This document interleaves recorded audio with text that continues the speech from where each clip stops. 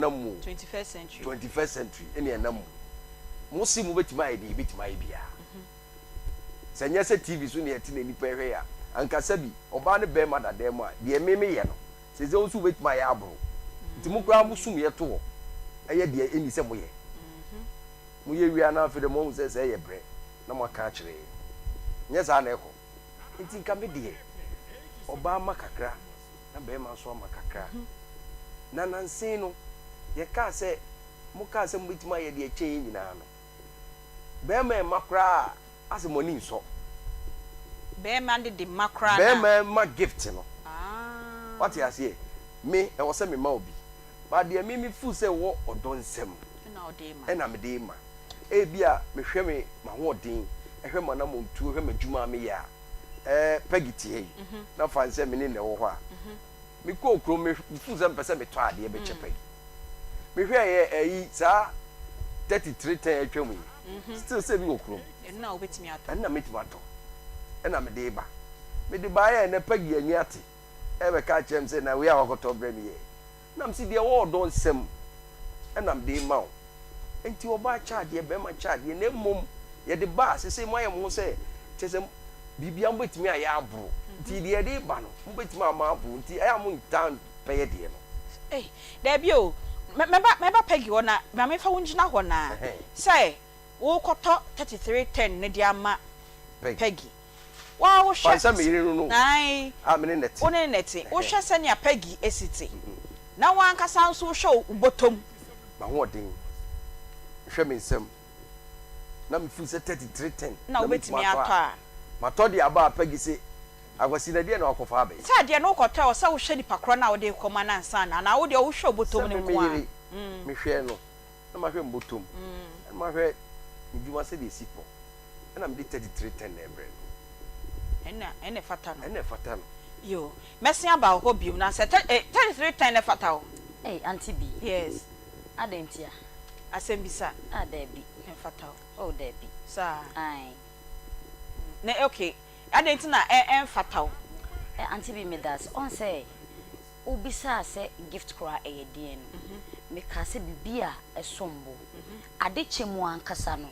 eye ade bia nia woje ne nia wo odeba no there's some kind of bond bi eba montem yes let's say me de iPhone 15 e de akwa koma Aunty Bea Aunty Bea oji a e de na ho beyo what I say even though you say do nya keto obema wo no oni nya kese a ode bema wo ena se wo o ma keto na wa appreciate e bia next time onya kese a onye den on fa ma wo but me obi ansa na wo de ade be che obi no make sure say sa de kro no esombo ye den e ma wo nipa kro no na me ba esombo asin wo to no ena esombo ma wa na say de wo de koma no no de wo de koma no wo so hu say de wo de koma no Aunty Bea esombo ma nipa kro eno be den we hu say esombo ma nipa kro Aunty Bea wo say wo hu eno na like you ka say gift na nka Aunty Bea e ma odobi and the more na wo che na eyi odobi ye den e de ba e bia semi opese o ka che nipa kro no wontumi nka ba true gift no so no na abo mo etimi e de waka wa asem na wo ba be pemi na ye fa so kwa to nkyereweye e na Aunty Bea wo de ba eno na ne botom be so nti wo de ba no be ka de ne de a kire me nkyereweye tete ne so wo wi na wo nu mu ye hwam Aunty Bea nkyereweye na wo nu mu nye hwam onye serious sa me ana de wo de ba do wo de ba no onye serious okay onye serious okay onye serious okay. Aunty Bea ubisa mo ka say e wo so oba e na chaade mama mfa wonko ya mamrem se be me baba be ware oba wo hu se oba okotue ni trinsa okotue be ma ni trinsa da bi wana ya na de ba mema na busu mema na busua ene be ma na nkasa ene keka niema bom na wa baba beji oba na firi na busuafo wo na ode na kwakwakotene ne fie na wa baba beji me de makofie awie a wo say expect say me na me nsanto gift ma no everything e wo say be ma na ye enti wo de on to gift no on to gift no Aunty enya wa so na se si a wo say wo ma na na se ye enya wa so na say ye che e be yire we hu mo ordinary me let's say me no to ground on me esa mo che gift no wo say it brings bond enti no say e bring bond there it means that wo oba no was a woche be ma no so enche na bond no awo ho ba wo se wa be ware wa kofie dia na che se eye man bebre adwen and the wo kan you Aunty Bea enye ye bebre adwene but that's how it's supposed to be say Nyankopon say omo beye yense soboa ye beye omo se soboafo what I say na omo be sam omo anim fifire na omo de ayeden omo de ahweye enti medie se wonya be fa me nkoa de a duly Aunty Bea gift ni de se Val's Day be e wo se woto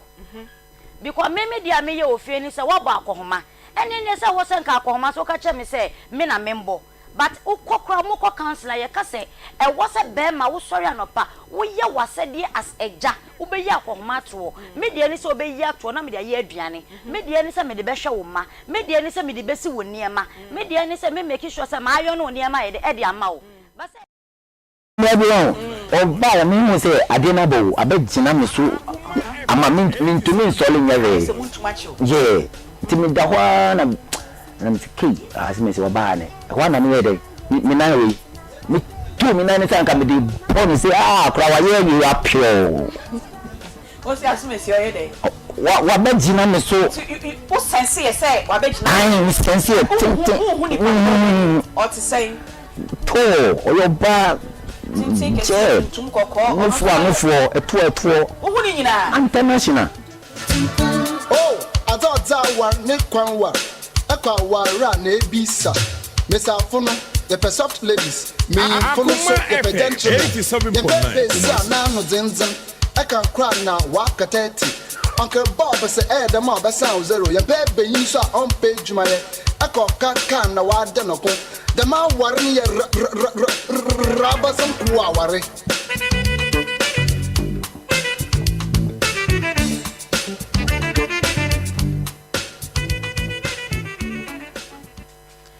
fancy beka day waka to na bro ena nkrofo on Valentine's Day no worizi ihe na yenzi bi no ihe nzi ye wo ho wona wo bezi so wo ho enda ma to nkra mewra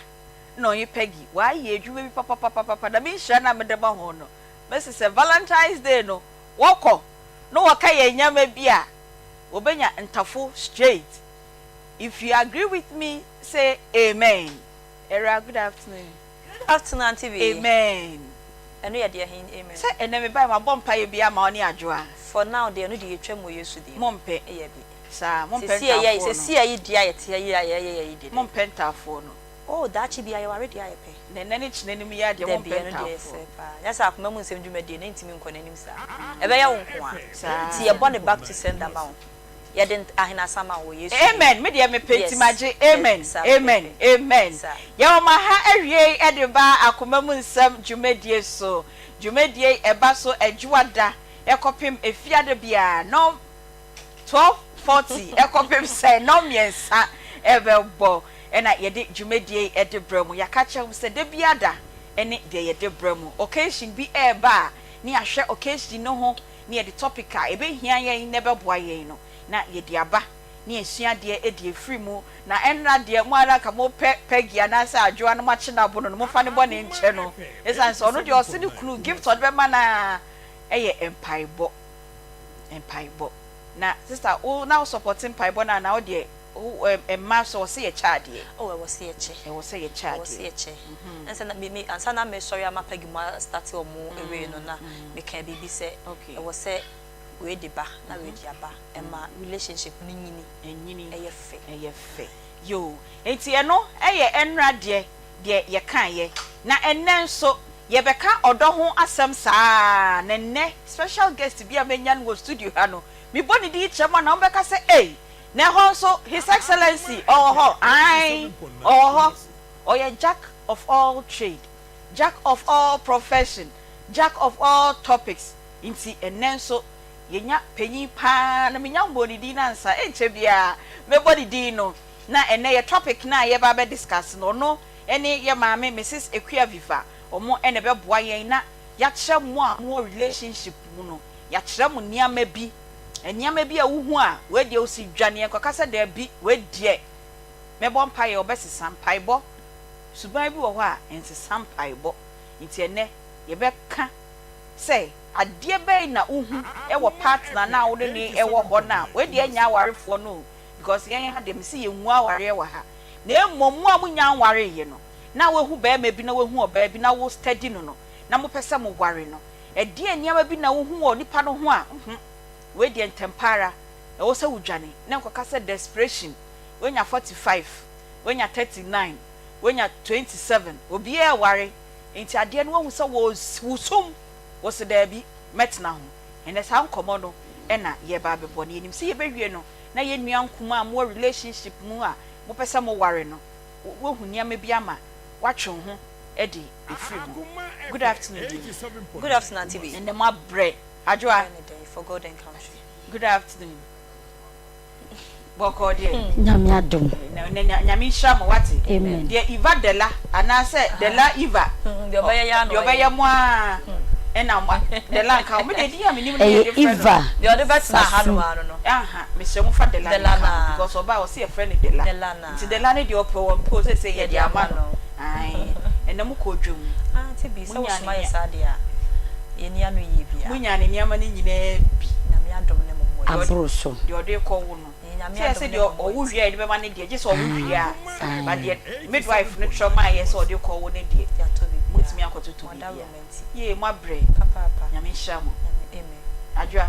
Aunty Bea nyame ma won tafo amen baby obini obinti ana mebo efia da utu kwan a nyame ma won nyem ntafo mi si efia da Wa maju. so utu kwan a aha na okasa asemi ana ahia mea wana ne kasa wa adwa na me na okasa mi si se efia da utu kwan a nyame ma won ta enyem ntafo producer topic na de ahia de be treat no o so mpe Me se me dachi bi ama me ma worry bia. after Friday Sir. Da bia no kranya sa me worry na me si ade ho mpe da bi eh fafia da se mo me sure. Da bi me wo ha ya but we be si bia betimi ese. Aunty yo ene ye dwuma ne drosso time na ntene ye bodo 10 ene ye si ye hwe nyame bia wo hu se be ma na no wo ho no oba na no wo ho no wo hu nyame bi wo no ho a wo se bo hu na udwane free that relationship no emu ana ebe ma wo hu se relationship we enye adwuma enwe keda nti wo waste time okra kabibi kakra che na me introduce and special guest no Aunty Bea me da say me de me yakua for swim aboate amete ye ade a me hu e wo be ma me ni san ho a e be ma matwe me ho pa e be ma wo ye toro be ma won ka no kore wow e me red flag kese pa kese pa say wo na wo se wo ye dien na me hu se ntoro wo akwa mu on ka no kore a obeko empire it means sanamon jantro no sa watom yes entro bia wo twa wa na se entro kitenkiti ya wo de yi yo mo ho anu Aunty Bea nkitenkiti na na koye kase o okay wada wasimi gina ho obutu wo wasimi koto ho okay like anu na didi mu afa ade a enya no kura afa bo se odidi mu na ya kase obetimi atwa won tro bia ma atimi se am tro pani twa won tranka yes da bia me kamese nyina ye wo enema bi ni ade mobile phone tie na ma ye nipa nyina atwa ntro se bi so fokura atwa ntro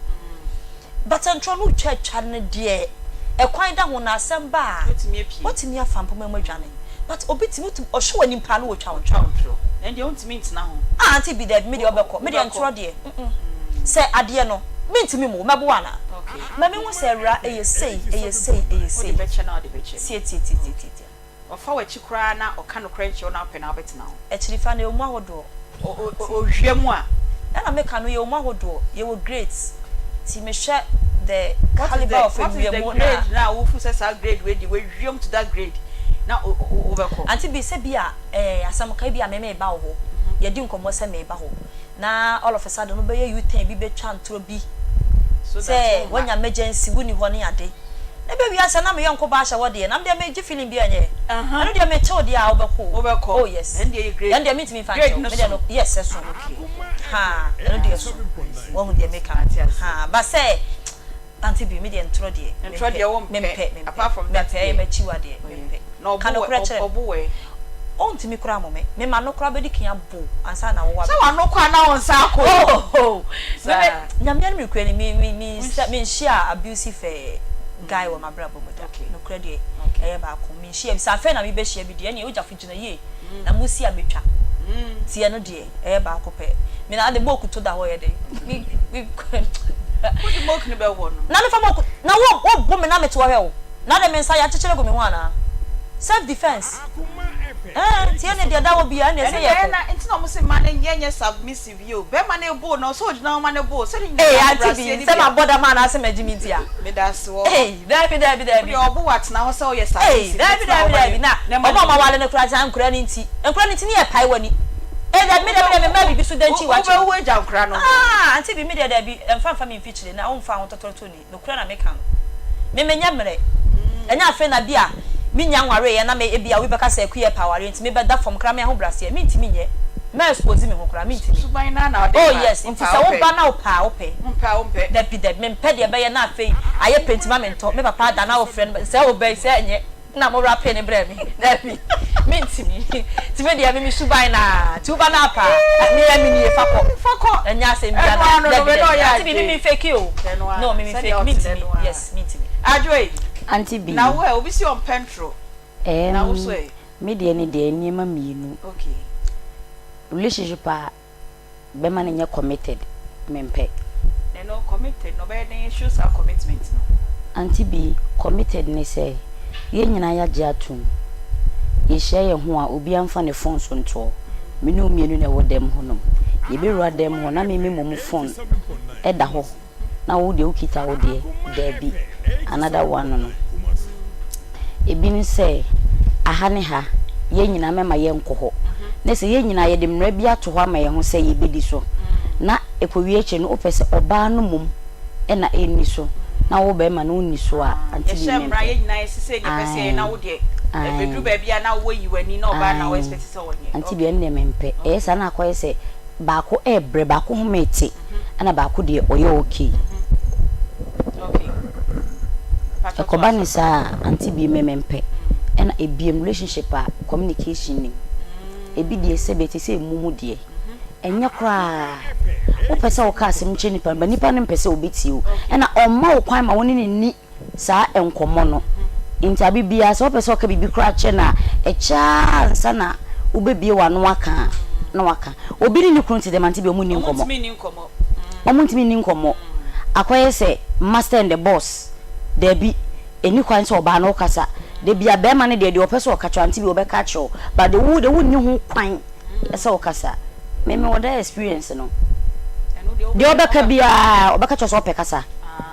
Ana okasa dodo. Na bibia na wo complain. Ade yi so real. E show so wo okoka wasi buei. Ba on de opese okasa na on de wakasa. De ono beka na wo so ofa na wo de oka ye beka say we de opekasa we de openagin. Aunty Bea relationships ade ahwa wo oba no like ekum sunsun. What I say ade na me kuru na me ntumi ni woni nkomo ade na bibi che ma adwe na me pese me no tena sana debi but say nipa no obekwa abonte akwa sere debi sere no sere wa abonte na sere bi ofie enya abonte so fo nkwa na fata se o mo sere sane ubeko Aunty Bea me pekasa but I say me pekasa e ba se wo se me ka ma adwe nche wo se me ka wo so kan wo de che me ye wie ye nyina ye nso ne nto aso but e ko ba se waka me kasa bo asha me kwa krache odie no no oish me kwa ya che yo enye omodie no no me de obi ambisa media itimi sa mu mbisa media itimi me nka wo de beso so me na awie du de hia so obisa ya na ye obisa ya kan ya de awie nti ka wo aye we na okay o kan wo me ya miense be ma o mu oba o ka nsem a asefem chema verbal abuser oye wo be content be ma pay attention. I say woman attention. I say why you desperate? Be na ho abo ho so bi na wo de woni ba bia wo ko bisa na no eche say. E de adia. Na afi we de see it Mrs. Santimere say bit be ma wonim dress. De be ma wonim dress de e be short Mrs. Excellence it way. So we see e hye. Who sa? Eh fine. Ya na fe. On refuse to grow. Ah eh. It's a what I say my second wife. Yo, any another me share my wo party bi ase pa. Hey, wo be kan me carry me say won nim na. Wo se na yo no a.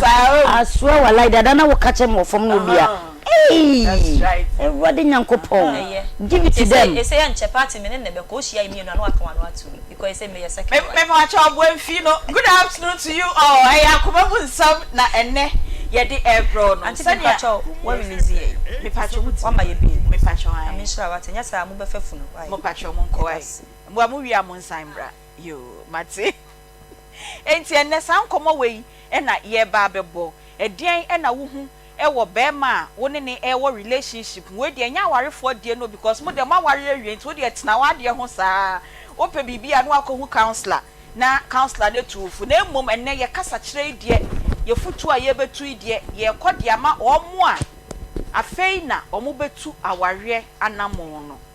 in that process yesterday ye ho ye pese ye ware no e mo nenne ye nkomo yi e be kode ama mo ye se na wotwe na eye odo na wotwe nti ye kasa no mu nyina so ye kasa de afa odo ho kakra bebre no pempen wasini pempen de na ye detailed one na ye ntimi kan wa ha ne de me se ne de aya no mahia sweet mavis e wo don 10 times so Friday na nwumre no wo de bebre mu 10 e kopem se 12 e bebo no na we hia odon 10 time team no enso na ye de enye so deep no e na ene ye de ebre mu intene ye ne Mrs. Ekuya Bifa on de mo title ne nka papa or your former presbyter e wo Ofori Chrome Presby ena our special guest for today His Excellency Percival Kofi Akpalu Mekai o si na Aunty Bea na Nabila de na honorable da be na obeka safa aware ho any relationship ho nipa no dim na onim so your politics nko onim na onim so your businessman nko or your entrepreneur nko da bi opina na be say say wa bobil enso intene ono ene no eba be di nkomo na or your presidential candidate for Liberal Party of Ghana ono aso ene e kofa bai ono ene de sa party no e de ebaye nti ono nene ye ne no eba be di nkomo enti honorable e wa ha moma ye hu nei say honorable wa ha na ai sa de ne da mi so dodo mo fa to honorable so ne hu so no good afternoon pa cho ho ye ne ye bon sema ne ye bon sema His Excellency yeah me de se bi ni mu freteti o enokre Fit Capital Radio edwuma suma cha so me nam ko pension me kwa me hu ano na me da ho aye edwuma da bi wa ya de sa we hu ya wa ya de ni say Free Capital no na me call Metro TV na call Metro in between Metro mi jai koye bank edwuma kakra bi na kapesa me share banking field ho de mo awo na mbo ame na so na ska no so won kasa be bo ska say tam ska bi ani ho sa ti me fi ho na mba Metro TV how ya de na fi Metro TV na say me som wa why are there in the industry no why are there me da say hey that was 2003 Capital Radio over 2000 by 2003 na me share edwuma na say oh okay ne free on no and sana mo ba but now ba ho somebody I say because of Mrs. Ajuman say the end start Capital Radio yo ene akwaba ye be share common ya so your politician dey ma me fa won hya ho ase kakra bi me ye nwram pi mate China so far ye to abawie ye de ekoso yi hu no ne enra de see ye Council of State elections yi kakra bi pena yenra ne ye topic ni oh there sini there umse mrantie no de to aba ni wie ne mrantie no munti ase wo abato ni mu no akakakra ha o madwen mu se ntokwa ade ne so ntokwa okay adwenkyere ena ye nyina ye kyere ena ye pe wo mo a omo bedi wo man ne so amaye o man ye nyina ye dia okay so ye CPP we ye PNC we ye LPG we ye MPP NDC ye nyina o man ye dia we ye Ghana ni nko ade o chefa wo na ye nyina ye ntimi endi o man ne so enu tie se penkofu ne de o man ne hye o mo nsa se o mo bo o man ho bra mfama ye okay enti no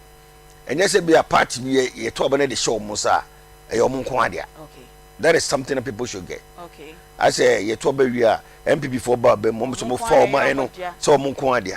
NDC for ba mo so be the same thing hono mo no ni ade a your problem we need to change okay you know the sisi no asefem say beto aba bewie na bi mu ni kontima ne yi de no faso bi ani so yo ene afei ena wa join ni edwumadie ya enya politics ena ye discuss na nipa kro na nne ye topic ni e be discuss no or your politician nti so wo ye good year ultimate di ra ono ne comfort zone ho kakra ene nti na o kakakra bi e dia fa ye to abawie ye no senia ohun niama enti ye ne his excellency Percival Kofi Akpalu ena ne ye ne no ebedi enkomo yesi enne na watwe mu nyina ye kasa de afa odoho na enne ye topic yi de eye for omo a afei na omo study omo hu so mpese omo ware e de na wo hu onipa no ho se sa de we die lalai bi tu mi ka ko ye krache ana empaibo timi sesa etu de wo hu ade na enkoyie ma no cross o mebo mpaye Hail Mary, full of grace, the Lord is with you. Hey baba, hey baba, hey baba. Then if I cross na sesa na nti ono na ye maame Mrs. Ekua Bifa ono so ye former senior presbyter ewo Ofori Chrome Presby omo na beboa yen ama yabo saa enkomo yi honorable maame hyasie emfiri wo ho yesi ye nkwa awarefo mo de omo aware awie nti de atie bia omo ntena ho ye megu omo aware e ma wo mo na ye mankuma no ye nua nkuma no omo so pese omo wura aware mu no omo date a mistakes be na ye omo ye wo ho ediom ko wura aware no mu wi afom se die mi hu yo na mentumi hofo na odiniti akohye yo enema no egua ahodo bebrebe okay yewo de memma no enhwe ene wo de ma no so enhwe okay na me picking from memma ne side ho a memma bebrebe na omko ware no omhwe oba na ho fe agede no hofo outer appearance ya na omo tan hwe suban no o hwe oban no oba we de just any simu jire no ene kra na mehu ana miu media ya na de kan ya na no de na me de kan ayo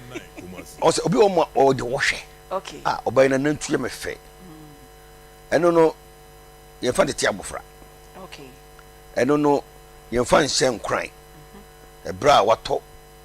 baha no because aware na wo komu no ewa ena nema bebrebe wo o trie na ware asantini ba titu ware asantini ba na onyame achewade ware asantini ba na je se onyame achewa na se ware akani ba omomudi enade no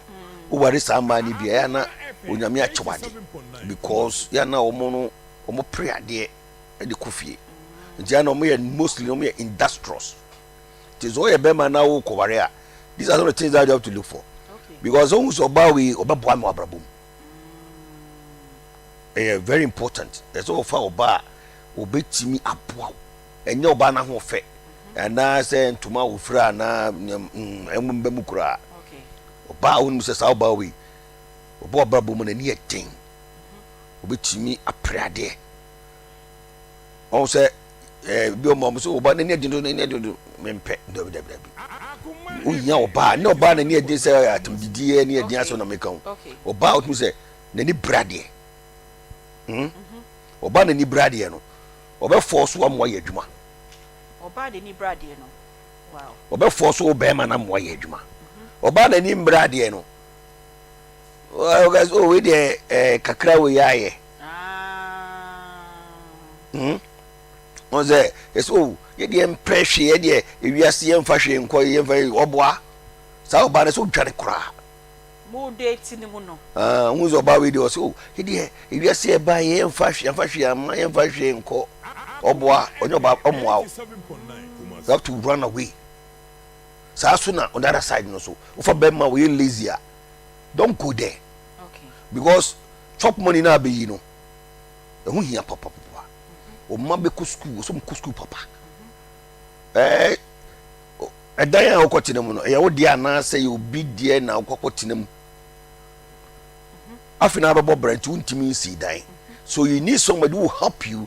so they be a dachi betimi afo so ngwasi dan push you o be push you okay so I'm say so hwe sade ne hu hia pa because wanyo obi a so oba we wo sua adwuma na ni da form o fa na adwuma a wo ye ni ago osua no pa okona dwuma okusua na dwuma we fitani bema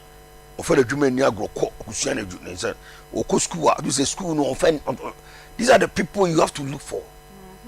So the mechano adwuma na wo say ni so beso ye no on toto na se onga say o was obi osora akwadwuma kwa no osuo na osora ko school a omu yasa akwa we odi ho bona obeso wabrabo very very important. And na de bi also so hwe nipa no de bi ositie also obi ono mo betimi aka asema kire wo na bu obam obi o mo nhye nkran me oba me life na we sa type na idea en adwuma so me pe obi obehye me nkran you motivate me ade no kura tu se me timi nya kura tu me so force me say obetumi aye den aye sa so na that way run no ye be ma so to show oba ne nkran oh ade akusua de yire akusua be yi o mu say den de wo soro ahomache akwa e den na so me wani na sorry buni nyina ya de a esa wo hwe ena obi a oso nyame obi oso nyame so ehuhia pa yenga se oso nyame nti no na akwa moamoa eno nye kristo som oso nyame a wo se wetie me nya de fantia minia eno na fa nyame so se wo nya de wo ya de bi tie obi a you think about it ba ne se nyame so ni se bia wo ye din no nyame som so ho ti o hwe sa ne mani nyina also bi on masabre be hu no woni kapre ba bibis na ni so a pese wo ye eno che se dachi o dachi papa bi obi on mo atu se akwa we de enkoyi che so wo twe ho efri sa ankofo no na be ma o trene sa bo ba wo yo ba menko na oni ni wo relationship no so tene sa bo wa wo so ni kasa bo se wa wa to ne sa be ma obo ba bia aye coward bema bi obu oba bi ne papa me ma me ba ana me nua ba nko ware sa be ma ne bi da se me ba na se me ko ware bema o abuse ai se me ga se jana wanya me disoni yes because bema obu oba de na dwenenye obetimi akun ba no obetimi adameji uba no pese obi o ma nchena ne bu ofu ofa bia no de bo obi eti se asiri ko to afa hwegu ba nanim na o hwegu ba nanim na so ba nanim se ya wane ko ware uba no satan no du ba ne dam no ko eti no enju so sa de ma bo ma obetimi abo uba no no popra no na ni kura apaya na se bibia di wo se nipa bi o mo ko fa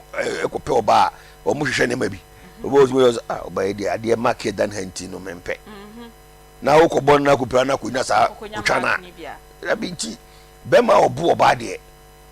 I will never say aya na mani bi so say bro no aya na e kire odo obodam why na bodam sa oba kro no bodam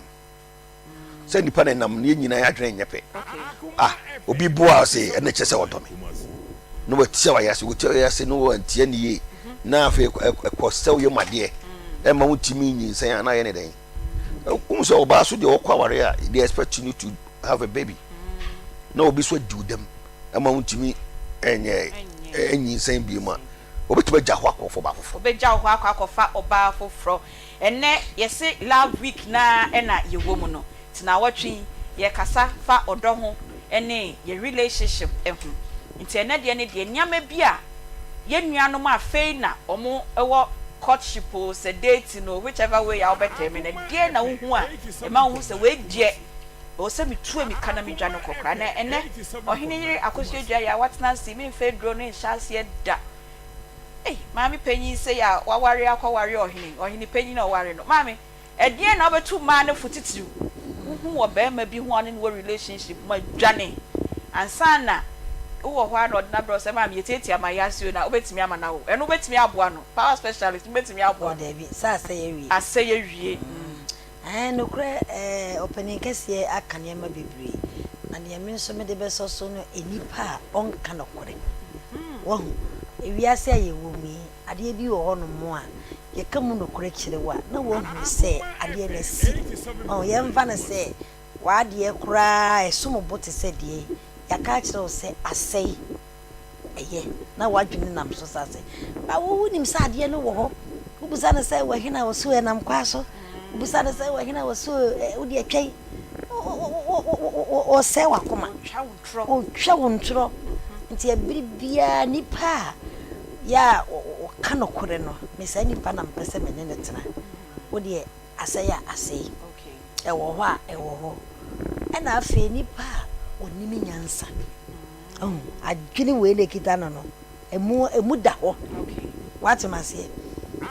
for instance aware nipa bebre kwa aware a nimva na say me papa apaluneti asemu sisi twem na me di mi kan de kotwenanim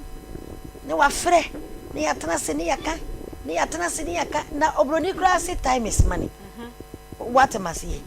asemu na ye to aso nti aware ne ye gyae ana ye koyanim na se ye nya ne ye koyanim dia asemu ni sia na se sebe nyansa no wo ho a mo ka wia mo amomienu mo bia ade a wo ye de so anyene adwene ni mu da obaka say oh sorry okay nipa de sorry di kan ya asemu na twa okay me wara ka asemu anyene ye na wa hwe ade we nti su ampa se nti we ma anyene ye wo furu wakoma wo huru wo bo na ne ame mahu ne se nipa na dwene mu da ho na ni onimi nyansa won titi nipa akoma wati asema sentem okay nti bi mompa die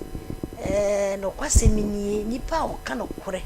eni nipa wonimi nyansa ana medie nka be kwa aware ne ya bisusu se ebeboa zanse ntisa wonimi nyansa wasem kro de benante sa emra emfaso eni so what you say as a nyansa no wo ho a na bibia da fombo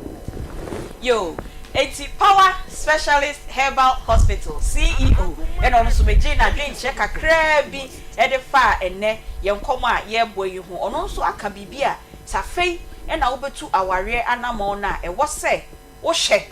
na emboa na watwe ho afiri ho ten na paibo no enko sacha nipa no da bi enko sacha Mami, I think you have a power specialist in hospital. Good afternoon. How about you? Collins. Aunty Bea, nyame adom. Me ho ye pa. Ye free power ba de na esa ho de wo. Papa, ho de wo ho. Na me bisa atiefo ni ahwefo nso se enne due nyame adom wo mo tete se nyame adom. Izan se na ano na me betena ha na me sori ye na papa bi ba papa da wase. Wasi mitie ufi Aunty Bea program no so. Oh, nyame nsha. Mitie ufi Aunty Bea program no so na nyame anim sama wo kae no. Eye sa pepe na etete me. Ya na me boye me ya na me kiye me ya me mfene me ya furu na ye dududu.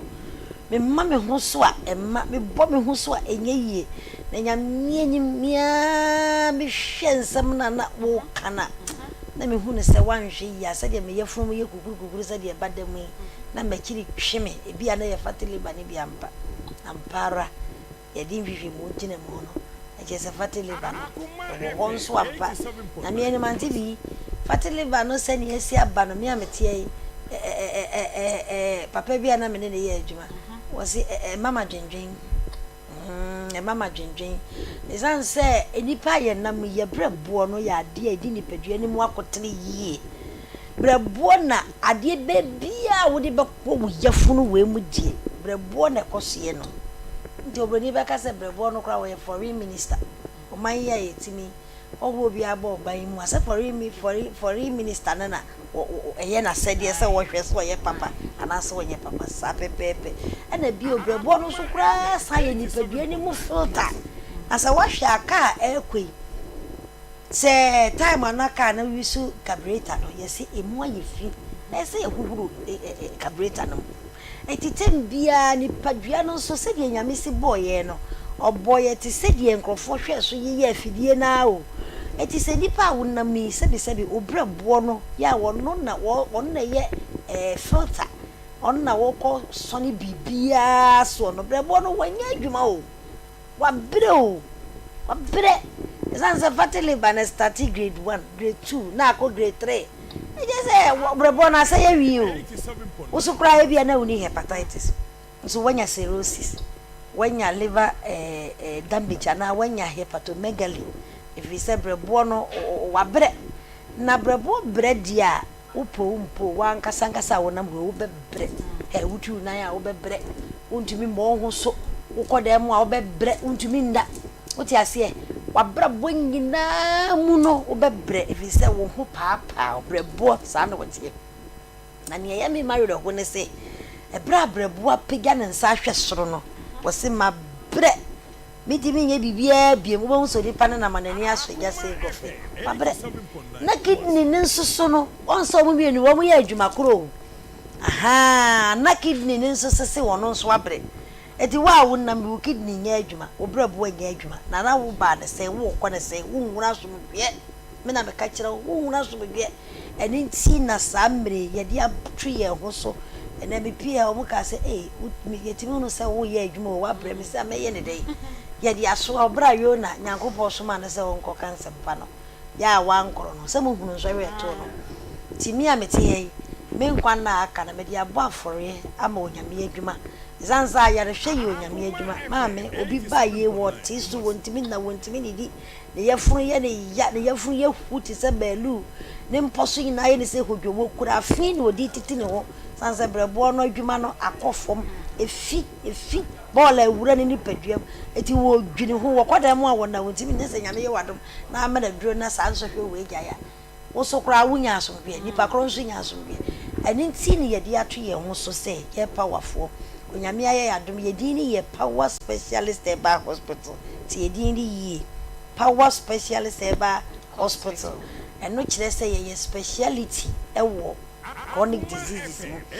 ti se ne nyame adom wo ne ye di nhyiamu na ye kan yade kowankro ye hepatitis A B C D brebu ahodini nim na etiti wa ma wasomdwe nyina sei kidney nso sara wa bre se kidney bakwa kwatwa foto no ensio gine eno no mbaka na se hydronephrosis wo be twa foto kidney cyst wo be twa foto kidney kese gallstones samu na ni pa ba ko pe wo be ye ne dey na mom ni nyina na se wo be hwe ne watwa na montempa na de wani a kire mu wo power ne sanse ye di onyame di chronic diseases ya rie kwankro de sanse se ya ma anga hepatitis na kamnim di waye ne humbu kamnim di waye wiase sanse na wapegya ni mu pa ya nipa bebre hwere wo mu kwankwala bebra ye nyanka na mrantie bebra hwere wo mu yire ne wo mu dofo papa bi maamefo bebra hwere wo mu ba eso ende awrade adom ene maami bi obaye wo se ye kire be e wo konfa no ki na kire se awrade adom se die akwanya na pie se yare hepatitis no se body nkire wa na nye monhwe de mehu na ese wutwia na montempa na woba eyebrebo ho asem na ye ka no wogegya wo ho na agigi wani mu a ebe jeans mu eni ti fa namba ne ntempa na twia na monso ntempa na bra me yenhwehwe mo gem na ye no so no hepatitis virus bi ne wom hepatitis C virus wonye bi no de wodene na C no wonye obese ubrebo ne sese ya brantempa me yenhwehwe mo gem na yade kura ya ewo mu a etiti wa ma okoda na ama wo ho ye wo hene onu mu aben hihihih ti se buru esiga so na etu ade bi wo mo aburo wo mo no aburo no nyame gira wo mo ma ya ni o eja hye wo mo aburo no ansa na abetutu a wo de be so aburo so na bibi hihihih we so na no enye bete ni bada sani a wonnam onu mu aben se aburo ya no awie na ye tutu ni kala ano hye mesrew fa namba ne ntempa na tua na monso ntempa ai kna krum ye wo kwabenya ofri poku ase akwabenya na ofri kwabenya so akwabenya sanse ye wo mfimfiri pe ACP road no so awose mesi wo power bus stop na wo ye brebrebre na obeduru komase kro dua mu nso wo se me kwa dua ya ajanshi wo feyi ase we simple asem bia ni akiri drivers duru wo besiw wo siwa hospital na ye kakraka baby a wugina bia bo se esi wani mu tenten so enna takrade so ye wo Anaji estate Anaji estate do we bebe na uduru ahantama rural bank ya wo se be power ye be kiro esan se ye ni school na wo no bo ho pe ye aban school no pacho fa number de tudwa na obi adia ye no obi ensohwe ato no ya keka ne se na bi nye wa baka se ye di agro brebo mu yade atu a ho na be hu sa adwendwene nsohwe ato wi ase fatu gwa ne and of course say power specialist about hospital your numbers in the screen so na so ni o che radio Aunty Bea dan be ka kire say obi hwe TV and opeso owura TV num je say na ni eti numbers ne 0244 54 44 22 0200 38 where Dr. Bedi animu ni animu nkoma e WhatsApp no 0555 78 WhatsApp ni bi 0555 78 report bia no we try to send dia on sabeka doctor na one no edikita ho eninti na hepatitis yankwa na yaji award hwe yaji award wa manone yaji award wo Ghana baby biara no kore ye ba ko pe bam baby ba ko pe na obenya wasom due e wo hepatitis yare ni mu na no kwasem se tese ya no nipa bebre wo ho fibroid no e just too much me dwene ho amenti ase na se na fibroid titi ni para sanya nke nipa ngoba o nenso yenso mabra eninti na me kanfo ama wo se etwase wunya bie especially yen Africa ha ne die eba ne die etwase wunya bie na fibroid nso na aburo nti wagigi saa na wo hye yam se dontwo wono so wonye ba wo no to wakora wontumi hwe eninti na sese wutwa na montempa na ade wani kire mu wo power specialist eba hospital ya so ye enye operation wo enso no kwasem se wo mu a wo mu twia na mo ba ye die ewrade nam yenso wo manya mo maka nkola fe dia hode wom efe se endu papa na ye de be ma wo na fibroid no pew ompew ha emoja na wo tu krododo ndi we wo be boa wo be ku wo nya yara papa eni bara sani ye bra bosumi ba ko na ntwae enti ma me ekoyie enkoyie o enkoyie moja na so kra se ne we mu ye duane a ye die nyina nye ti moja na mu kra se ne wo mu a bebrebe ehwie gusa wanhwa na wahwere wo nkwa efi fibroid nti aso di dru ya hwe ya enya asam kakraka kakra bi da wanya wasom bie piana montempa ne bra wo ye bra no so a waya se ye wo ya dodo asam ba kure ni para sani a wonam hono mo ye bra na no so ni panyi na edwane enye o ha dwene sanse se de wa wani ha han so obi ogina wo bia wono susuru tuana montempa ne bra ebe ma wunu papa no fibroid be dwane na momu bra na wo ye nso ye wo ya na mogya ne ntimi mba no dia aka na ye ta unye pisu ho no ya etiti wa bra bo ema wunhuna somdwe ema wunya ba no ebe firi ho na abrewa kra ebe nunu ndo na no ya anyam na wa baba wa ese utwia na montempa Aunty Bea se nipa bebre entibi nyonso che enye manko mema nyina entibi nyonso enye mema manko mema nyina entibi nyonso ni nyina ye infections akese start ye nesha ye ntwanti nyanko wodwonso tententem nye ni nyina na ye sikire yade o nempo se ye sikire yade na ama wodwonso tententem sa ni ame pesa me ka kire wawie ni se yade bi ni ho a eni eduru na mo wunya nhia wadura na adwen sesebe wonko na ho a kire wo ye keka ne si ya ye keka ne si ni twia na montempa na fo ni kire mu wo power kompono de Aunty Bea se de wasi aya watwetwe kai obi wo ho opebi ontumento esanse kompono tete no eni na me kanfo ma o se so obe dress se de Aunty Bea dresses we na wa twoka ehia ma so kompono etimi firi ho yare ebekọ ye de so de ha adwene eno na ya hwe ye timi aya ye hwe Aunty Bea live okay no ye du papa esanse se edura ni dindi live okay no I guess say be boost to me support to ne be boost to me system be support to wankasa woni pedua no na be boa wa ma obre bo na dawo yamu no Aunty Bea be boa adwuma yie bre bo no be boa adwuma yie ada kra na ni pada se na ibre enu nti na yen ya so ye woni tua se ye de bre bo de ye ne specialist na ya fe de me dwene ho na wo se etimi dum adasama na wo so nya wo fa ho die sanse bre bo no titi ni padodo eni ntini yakofa adua ya live okay say me boost to one kasa immune system na emwa na abrebo no enyina ne na so say pime enya na ye di Herbertson ye dura obie nim no esan se bra covid be ase no na ye ti immune system on kameboa na nyamie nim sabre no so a na ye ti Herbertson immune support onka esan se wo hwe nura omode kwakwapem mampon na ye ka se beboa amas covid ayare hwe na ye mbre ni mo no Herbertson na na odi kan iti mesremo Herbertson mo de na mo hwehwe bia kira kwa esan se beboa mo na ye bebe na wunya cough ke wunya dua ya liver ke na de Herbertson ka ho dia na fa ade be ya ma wo no wakasa ka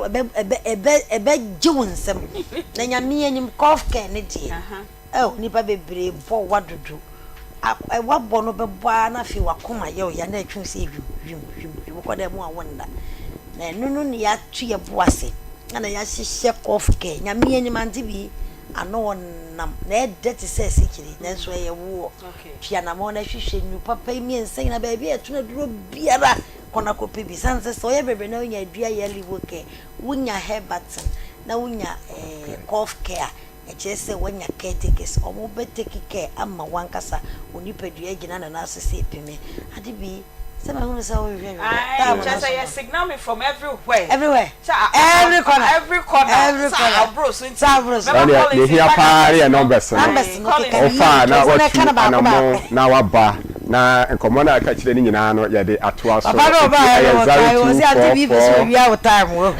Aunty Bea 0244 papa na odi asem no wo so odi for wo so na obi ameta mo aka se me na wia wo time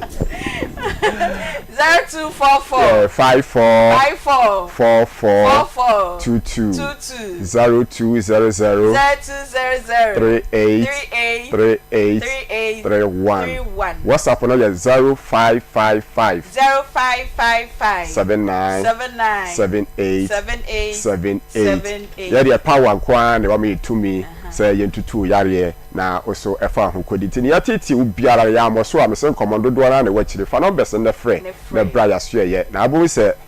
ya wa maga ane wa amaga hoho ye ya wunyina no power ne betimi asa ama ho ato ye da se Aunty Bea na the number na me pacho yo the number is 0244 544422 and 0200383831. WhatsApp number ni 0555 797878. Kumase or Feyase Jazzbro filling station was it so do say Aya Junction. Aya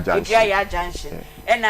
Takrade so wa naji obey ahantaman Rural Bank. Me some show ade no so crash me. And I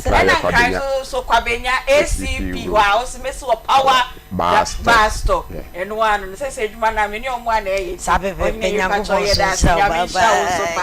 Eye Akoma Vals Day promo na ye de ebremu. Nyame ya adum efiade ya na Vals Day no e baso na Akoma FM de yenso ya hyehye ye de ma yetiefo ene mo amohwe ye sabre enyina ne se ekwan a wofa so a uhia wodofo no be ma no de asem na wo ba no kan ya eye wo de na wo pene ye na wo be ma no so de na wo kan ya to ba na koma so a ono so epene ye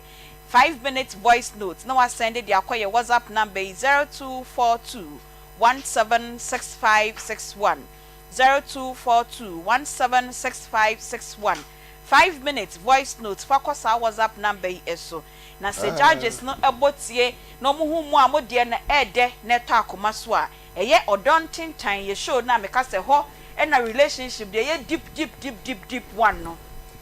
sweet mavis ene na bedwafo no omo be pick numbers no nipa 5 na ye de mo aba sa show no so na ye de mo ya fa mo ba show no so keke ye wia ye sign de mako Nato State Restaurant eno ewo susuanso na mo akwa di free of charge eno ene de yenso ye de boa ema mo so relationship no akoso ene nwumre apomudimre ebeba so odiefo abna de pa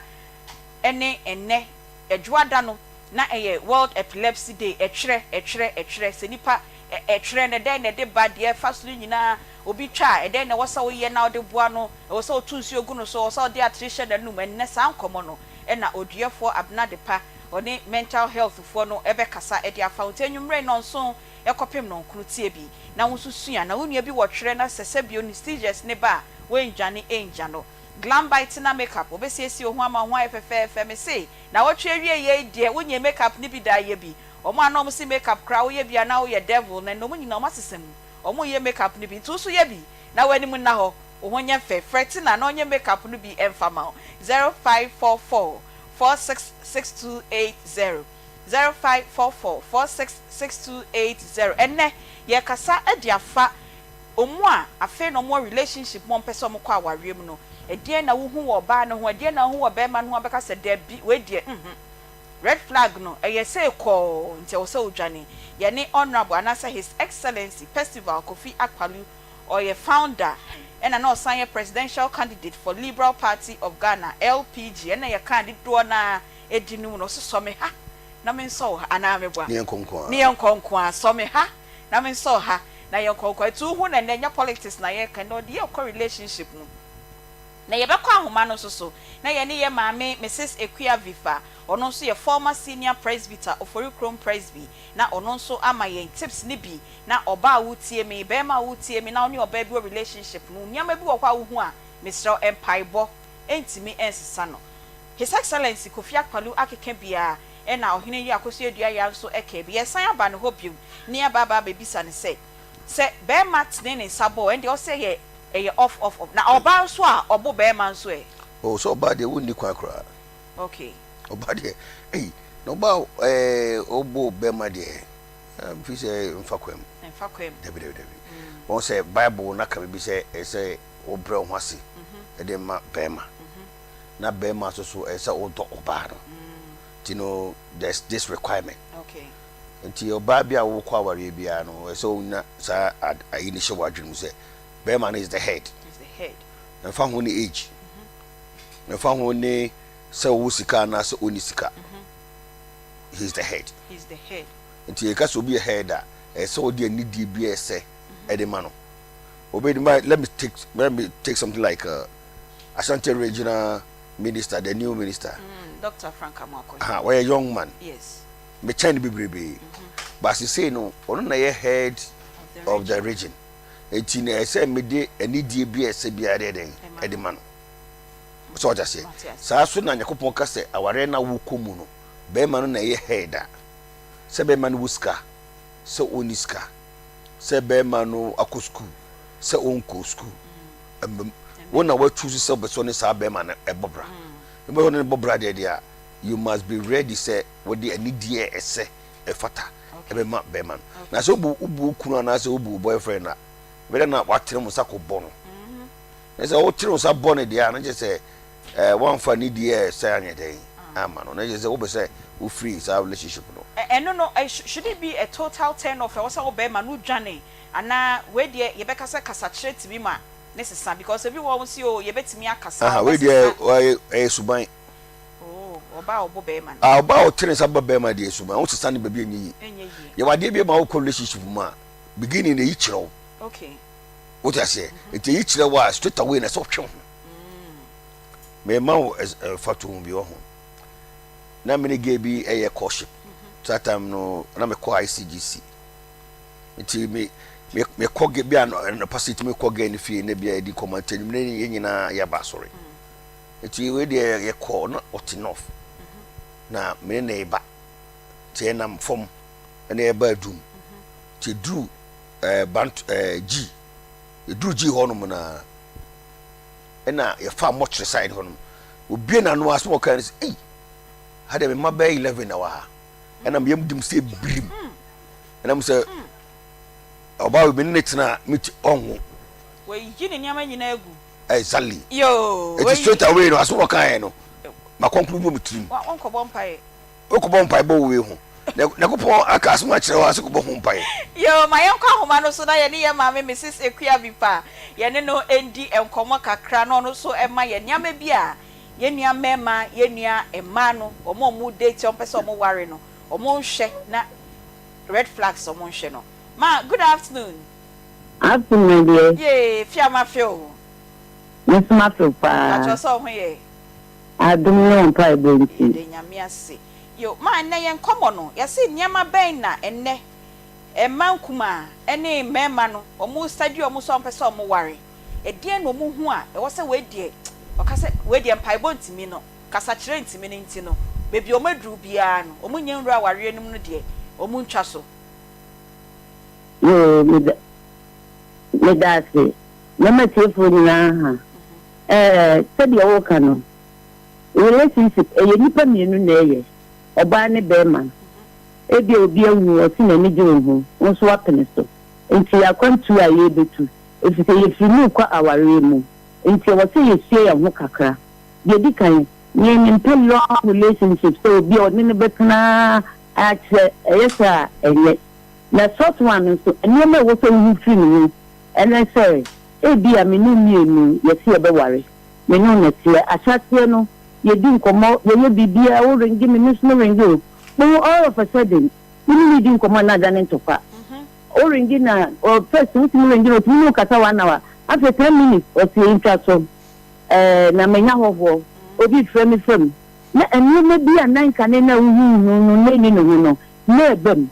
na say wo throw the subanya e wo no hu eti se subano e bia me ka chon ko say ni ku ya waya che ye ni wa walim e se se ye ni ni hu se de bia bibi fufuotie eni ti se nyame ya dum na so no o yi subane sa kyerewa e wo so kosu na bi sa hu se ade emetimi akoso de e beboa me de e bia me ka se me ke se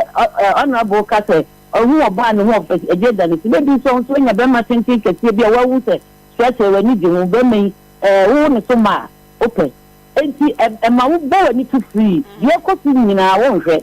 e beta na che so do how na ba oso e wo so hu se akwantu enu mi bisate enem wo mfa nto aware 25 30 35 bible amaye say yin tin say ne mo bi so bu so bi working kife na dodo wo bedi wo be ma ni nsem nyame ma wa hoden a ene nkwatenten a o 25 na ko ware kai wi say o sa wo almost 50 years e wa aware nu na so nyi anya wa bra boni say we ye miserable ente wo so tia enema ye mani di wo 100% and dey because we 100% and na true mom at least when na wo so nya age ba ma wani die na 20 dey afansa obebu wani agu so beda no kra obebu na ni tie no afansa mom maybe wo wani die side one in 40% so yan kwaware me so say no ka say ya wo so be empedance sa empedade yes pre dey yementu be kono ene di kan so bompa ye se awadi mamme de obobua me ni na sitna ye ni die me ye ma e bi so wo no be tete manum na mana wo be tete no yan ene be bua wa mo atete be me uni ni sasie ono o hin uni ni sasie ono o sori o kwa adwuma o ma obebe du fie na wada ka tam no me be wa sa na obeba so na nkwada na dawo we bi amika say I was so ringing 6 o'clock. When you say 6 o'clock, there was a time in Yako. After they could do 10 o'clock. What that no being any of them. And we talk our area, the other banana. And she near me do a while. I was so willing to say, that near my way, a babuami. Okay. A baby, and Sana, what do one call shut our ring? Okay. Yo, Aunty Bea make an assortment. Manso was a papa, mamma, me, chow, no say, ya. Hold on, grabby for mammy, namin call. Eben hono fiura Charistic Ventures Zahara for omuna boye no dwumedie hu ka nyina ye bonti aya yakofa commercial break na ya na nkofo buafu yesrem aya mo fa cheye omuso na boye enti ma da ye ne ma abesi edi nkomo but ma wadaro ma be hold on ya ko ne eni ebe ne di nkomo kakra bi ye wia ye besan aba ho bi oni ato ankomo no Steven ye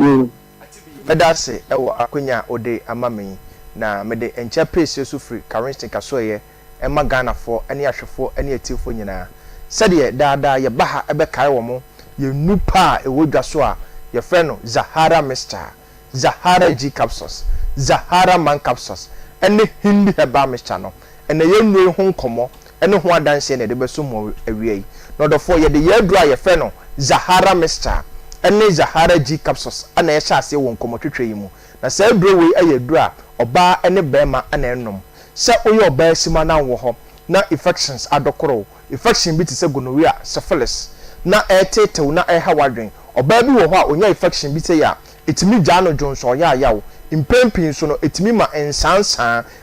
etigu na himfi ho prekesen ti sa wo yoba na sa wo hawe ana wo ma adura me di ho adanse akamfo e de ma se beboawo ene Zahara Mixture ene Zahara G capsules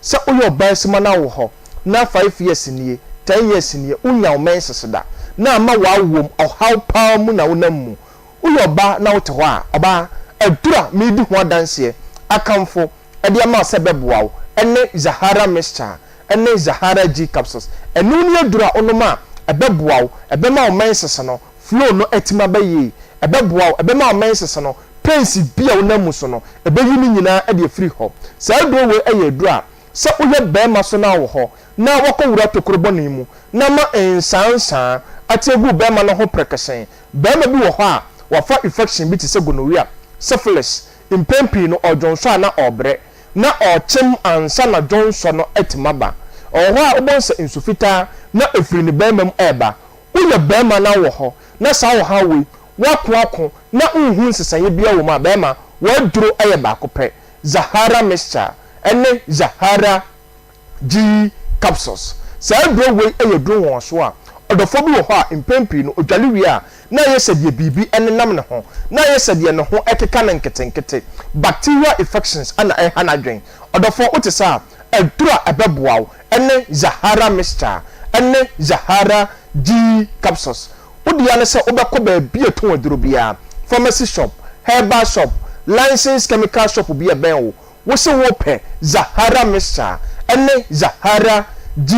capsules sa aduro we eye adura se oyodofo na wo ho na owo weak immune system wonko de bia wa ye mere wa ye no phone yare nketenkete ana hawadwen se walking distance kakra bia obi akwa onte brententem no wonko a oye bibi kakra bia na ote so na onhuna mane wonko so enam se owo weak immune system nti no unya infections a adura obi no ma ne ho to ne ntentem no ubonsa onko infections no ko na ba wonko ubonsa de bia e wan ketenkete na hawadwen wabo odofo otisa adura mi di ho danse akamfo ade ma se beboawo ebebustu immune system no ama onkomwo no anya hoden ene Zahara Mixture ene Zahara G capsules sa do we eso ya dura sa oyodofo na wo ho na osa so no wabetena odofo pe Zahara Mixture ene Zahara G capsules ekira kwan ko ba bi eto oduro Ghana ha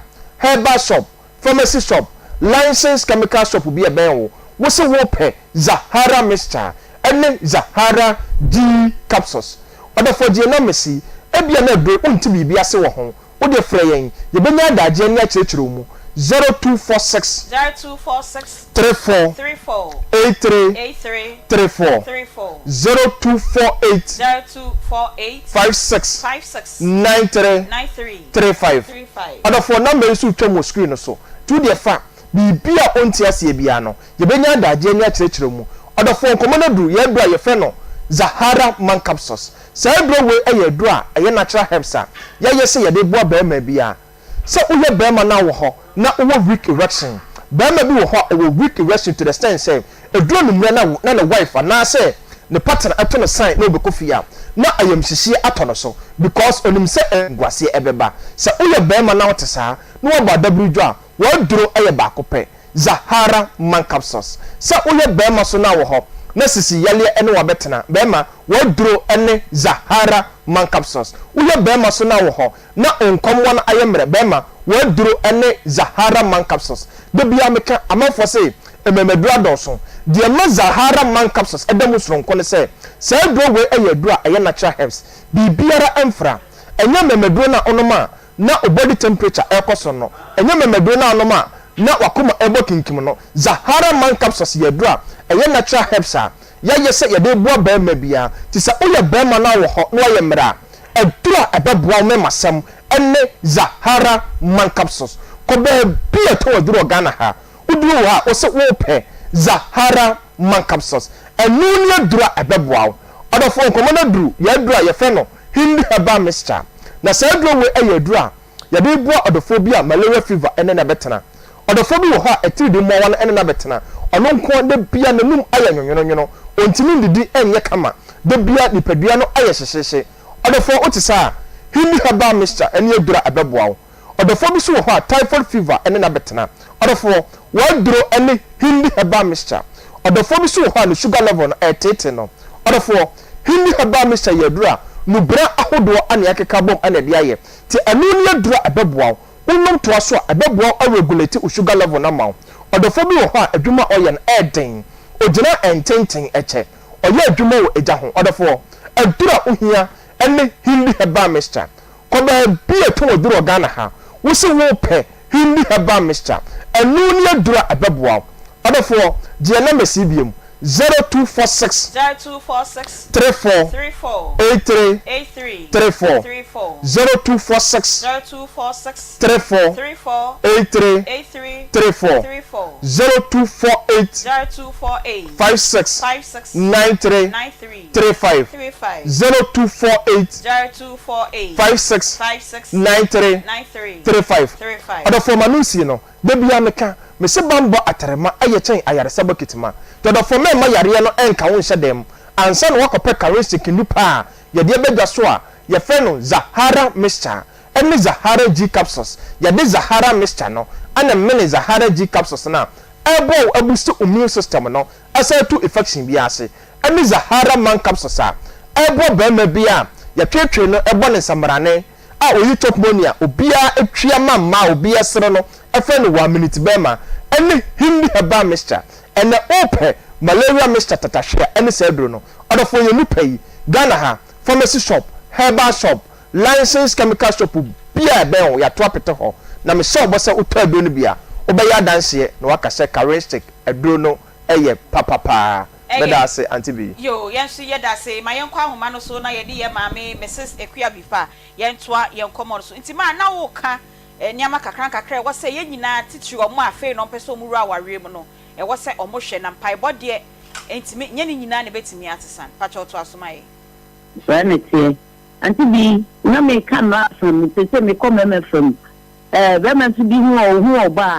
oba no hu ofe obayi de manager no enti na hu ofe no ko ana so owusa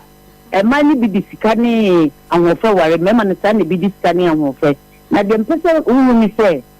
ani di a wu be komu ni hia tin ye wahu no foforo enti wahu be ma no foforo no ana wahu oba no foforo no ne ni ye ne be mu hu se ani je ne be ko obi owo a oye bo apaye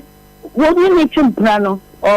oba ye ti so abofo na susu supa no wo na be hu ni supa na ani ye kitinti bi wo so hu e de wu be mai na be mai opema oto meja wo mu nyina woni ne betena kakra be hu se so obakokoto no ba wo na woni ne ku na essence sika ne ahofo na odi aso nti otu ho ntwe ka hu se eye wabrabo na wo boyi ka hu se eye ntie dudu na wo be kokoto ni enti ta be mai obeja na woni na ware afi na ye we ene ne ma gbo hu ye to we kunu efi se eni die na wo so mu nya no oni wuni nkomo oni wonya hwe enso nkomo bi power ni 60%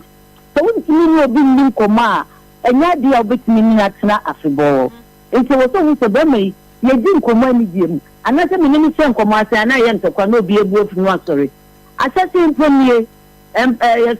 relationship no so mo koto a eni die wo me du aware na woni the seriousness nti nyema bitimi sisa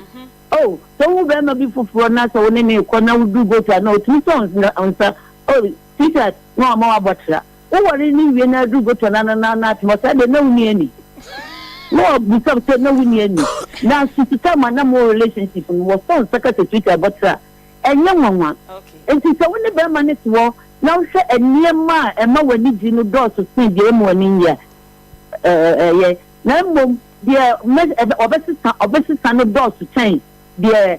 ye ma wona kan hu se ensisan ya ne edin pa ye ko religion obi owo a ni ohu obi ni ye SDA ni ye Roman ni ye metal ni president ni oso SDA no so wo ware mi amamo akwa sorry wo ware ni wie ya wo se ewra e wo so oba ma sorry o so nyame mi dani from mo fa so be hu no ni han o kamoni o meti mi amana sisa o so obi ni enye easy ta o enye easy nti wo hu se obi owo a oto ase na ne no wa hyase ende no hu se oh ebekoyi ono obekwa asori ono obeye bibia ono obeye bibia ma wo hu se perfect nemo wari na wiye mesisa ne de emfa nyasem I was so many sisters na mawari okay because we wari ni wiye dia edi ene wan so ni se ene even enye Kristo mu kura se yemu awari o Kristo mu a se we ja wari na okokere mu na so kwa ye do 5000 sa na ye twitwa pepesi mama enye sika ketwa enti wo ba no ka hu se wo ba for good say the Bible no say dia ya kan bo mu mi entiti mu no enya dia wo ba betiti mu enti mani bagi ana ebeko yi ama me ana enti we papa we obabo me am atete me ma oba we oba ye obatan papa e wo so analyze na sa na oba ware na wa ware no na so wan we mu nyina na mo ka bre no obo anyimre no abafo no pie makotena ba mako sese oba mo wani age that time no na say ni je na bekwa wiye obi o do be pie ntu ware ni wiye na ka so mpia o say de wo koye den wo koye den ntu tam ohu no de wa mi so wo koye de o so enti eye ade bia eni man kitinkiti a wo ni famu no I was so steady na hu say de odi mi famu dati ebebuwa mi na mum emma anidie na wo animu na ehia wo nche wo dati aware no I was so hu be mani ye hu oba ni ye o se tete no ansa na wo be ware be ma no na obusua ko fi abama ni fi mu na abutele so ko ba ni fie ni ahwe se ya de wo ho ko no wo ho anidie wo ho eni man kitinkiti emma nipa yi no mo hwe ni nyina ansa na aware ni ye be tu anamo ye tu anamo ene yesia obi aba ene yesia wo street so ene yesia bebi anti beman obi o kura oni bem o se beman abusia phone hwehwe na o makira kwai manya kunu no de na befie no obaware enye abrabo papa yo mama bi sa we na yemfa wonhwie na yembra studio obi o honso we ye both ways relationship ni mu na no oba no won che beman na de da say bia be ma no kra betimi ni nkomodidie mu aka se ene de me ho nye o oba ne wo ways and means anko betimi ama be ma ne bibi kakra won fi no kra eno ade e wo se wo be ma ne bo hu ena oba no so be ma na wo so ne wo relationship mu am pese mo ware no ono so won che wade da utu se ne se chi e den ankasa eso no ho ya na body say na wonye be ma na oba ye ware aware die aware die eye tse wodi nsabent mu geri ni fa no ensu di benkum no eye this service home I was so oba enkanka Friday be ye ododay at least when you kra mu di wait for you big die nyanchen what about because Akoma will say Happy Valentine's Day, Ebwa. Never man to cry chocolate. When you share me, you know, also chocolate is blow. You say Happy Valentine's Day, Ebwa. You say if you want to trouble, sir. And immediately be a make a memo. What say? You was so so back on ma. You couldn't let him in the brother. She said that could play. None of the children want mark on ma and transferring cassette. And now I'm mark on one to me, man, be a yet more thing. Okay. Enti so woni obatna na se ebi makọ to be 2-3 years onche wade da ka wuteni sunu no onche obi da na udi akowu dan na be man so tia be man so onche obi da e was at least owu ade e fa otu wo se atade we de be fata meyere atade shirt we de be fata misi na odi mawo eno tere se oya ye miye fo oni ni timo omre yetna bibia be yi na de ni mo webu na ofatia so de eniso otuwaso me pacho yo mami yedase papa so before say bokono mami ntia mi kunu na me ntu fu kakra fia de be okay mi tia mi kunu Johnson bifa nka chen mami se me don pa ye tati ni say fia de be baze no ntrese ko ribo sana emebu na mitu omofu mi pia ya mi ho mu nsiye enye mane ma da ne sanom da memum eyo da say ye bedi ye hu komoni ayi ntini se mebunu ni se omu pie no omu hwe omu pie na me da matipi yes ye da sa nyame kan ho na ombo ho ban emfama ye meses bia bifa former senior presbyter ofori krom presby na oni yen edi enkomo na in the studio there his excellency festival Kofi Akwalu odaho a eni yen ene wa ha enkomo yi obeto aso dia ma ye mrepem no ye bema mo nso mabemu na mo so mache madwen obi wo ho pa wo kọ aware anim no hu red flags no na wo kọ rem na wo kọ rem no how a wo na mu no fa betu obi fo na obi so emfa entu ne ho fo na mekọ nax ho Royal Homeopathic ho na meni no edi enkomo mi hu no wa ha chepa pacho ho Nyankopon adom papa nyamiase Dr. Akwaba yeah na so Royal Hoboko Nyankopon adom ye nyamiase okay yonkwe Pedasi machia ahwefo ne etiefo nyina sabre Dr. Ibrahim Adam Isa mene kwankyerefo pani ameda Royal Homeopathic Clinic ano na yewo Ghana haya Accra yewo Madina Ashalbutwi ena Kumasi nso yewo Etimetim Monique Junction sanso ena oba Bono Mantemu yewo Techiman Faith Baptist asorida no ho Blue Cross side ho na meche asiye de na mechia ye nyina ye nana ye papa ya de nyina the National Chief Imam of the Republic of Ghana ono ne machi kase ankasa ota machi ema meye bibia nti Accra Hospital ono a no wedi animu abebo mpaye ede hospital ya she onyankopon nsa yeguso a yesa enyarewa fi me papa Sheikh Abdul Wadudu Sisi the president of Tijaniya Muslims of Ghana na sabre Royal Homeopathic Clinic no eye ayarehwebia na eduru baabia na referenti ye kaka yen ho kakra sanse sabio enipa adwene sabi ayese nkuto no esi enwunum bebre ana adwoa ye dendenden aginse eduru baabia ye dikosi awiem kakra na enane niti awamu ne se eduru baabi na ye honam dua no ahoto ewom kakra na ye yurefi enti se ye kai ye ho ahwe ya potie ana ya pomden ho nsem no eduru baabi ana ye yurefi kakra enti ena eduru baabi a na ye kai ye ho se be ya ye be ma ya potie ho nsem eho ehia yen esanse ewiasi ama me ne wanse no na ifri yare no bi benya nso a na ifri yare kro no a sebi se ko base yare kan woto ho dakro na enu na nsa na behu nse saa apotie wo ho no ade a eho ehia pa enti mesre ahwefo ene atiefo a o temenka sabre ese se wo ho na empo wonyare a akwanya bi abeda ho se for wani kire Royal Homeopathic Clinic na ye de niema egu akwam a ye promotion kakra de aboa yenso ye fam de kakra ye betumi de aboa no eya na empani bu baby se nsuo to enso fam odin ene sikasem no eho odin obi wo ho no mu a wo yare wonya hospital anko obekọ na nso no okoi obewura baabi obewura bia eyesika ura ha eyisikasem ura ha eyisikasem ura ha eyisikasem enti ama painkiller ahodo ena nkofo awiaria no nso wanhwe ya na akire ebi kura na ekofa yare abra na onipadua no kura se ye ma wo senye ma wo no unhunu self medication eno nti ye de niam agu akwam se ye promotion na promotion no se de ye no enie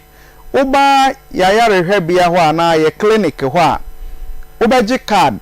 ni ya ma folder eno de ubetue sika eye 50 Ghana cedis aka ni sika no 500,000 enye 5 million eye 50 Ghana cedis eno ne de be ma card na ya ma folder na fe waptenase na ura doctor ho ene na kotwetwe nkomo a ye friend consultation no a eye free of charge ye nyu sika na ba ye ho asese ye lab nso mawa ye be ye lab e betwu moja e de akotu mfidie so afifi mu abibi mu adudu mu kama ahwe e de amaw afi ye wo afidie wawaso ho afidie no ye de hwe nipadua mu diagnostic machine ebe diagnose ana ebe hwehwe wo nipadua no ho na nkwa ne nyina afiri trim abesi wo na ase sabi ebe hwe wa adwi mu wani wahrawa wo brebo wo saabo wo dwunsotwa wo ntinim wo bam wo nkasem wo bemam wo mogam wo bibia ebesi fom se twan eye free of charge ya yenye ohwe afei se de usi emfidie so na ye massage won so a eno nso eye free of charge ya yenye ohwe na emom ye hunu yare ni nyina wie no enuro na ye de bema no eno ene ye charge wo kakra na mpo ye ho de enye den se ye charge wo na wuntimi ntua ni nyina yen de ye ma okwan e ma utuatua no kakra akra sanse mpani se amfo ene kire ne ntoaso ugusu beje wunro no na utuatua no kakra akra mesi akra ye wo ashalebotwe madina ashalebotwe Japan Motors Lakeside Estate kwano so hwa ye ne living van ya sorry no ena eye opposite sanso ena abakumase a ye wo etimatim pankro no etimatim se ufri mampon adura side na eba no ane se wesi pankro no etimatim junction na wafa etimatim ka wesi ubesi wo Monique junction oba besi wo manimu pe ufri western region ana se sehwimantemu na oba ubetumi esi wo sofulai oso pe etimatim ka ubesi wo Monique junction oba besi wo manim tachiman ewo Blue Cross Faith Baptist asori da no ho hwa na fa me telephone number ye no ne ade a ehia sanse ne ukura telephone number wo ko ba bia untumi enyira enti you phone na je telephone number no ana senso phone kura na bepe bidio choku penno troto ne bia sa brain na number na hu hia wa ebe kakra na ehia number no ye 0242 951 005 0242 951 005 0242 951 005 0204 496 212 0204 496 212 sa number ena wo frame a wonsa ebekame no bi bebusa se na de yare kra na mosa eye clinic ye hwe yare bia se ye surgery ana ye de nade ne nsekan papa honam kwa no ana nipadua no eyi yare free mo de yenye ho adwuma na emom yare biara ha wo no ye de homeopathy kwanso ena ye behwe na ye de asaw yare kama so ye obi a diabetes de kana sichiri yare no ene ha wo se ye type 1 ana type 2 udwonson tentem ode no wo ye kese mroso ode no wo fon ekurokura na abeda wo na ho ye se ekuro entumi nguda Royal Homeopathic Clinic na brei na yenhwe enso ano na yenyim free hokra emaw oye obi a typhoid fever ene hawo uti fadwa gagaga usi utrase na upeja uti ana ya asem amanfo da anadwo ehwa nkromo no nyaade a wode utumi edabie wechiri bremo no eye wo ya ohonam ya obasabasa odwonso anadwonso no eni aya akokosrade anase aye yellow uhunam timi dwa wo se de ye mako e de asra wo no ni nyina typhoid no ne kokobọ no ebino no wo modern se de wani ebe kire Royal Homeopathic Clinic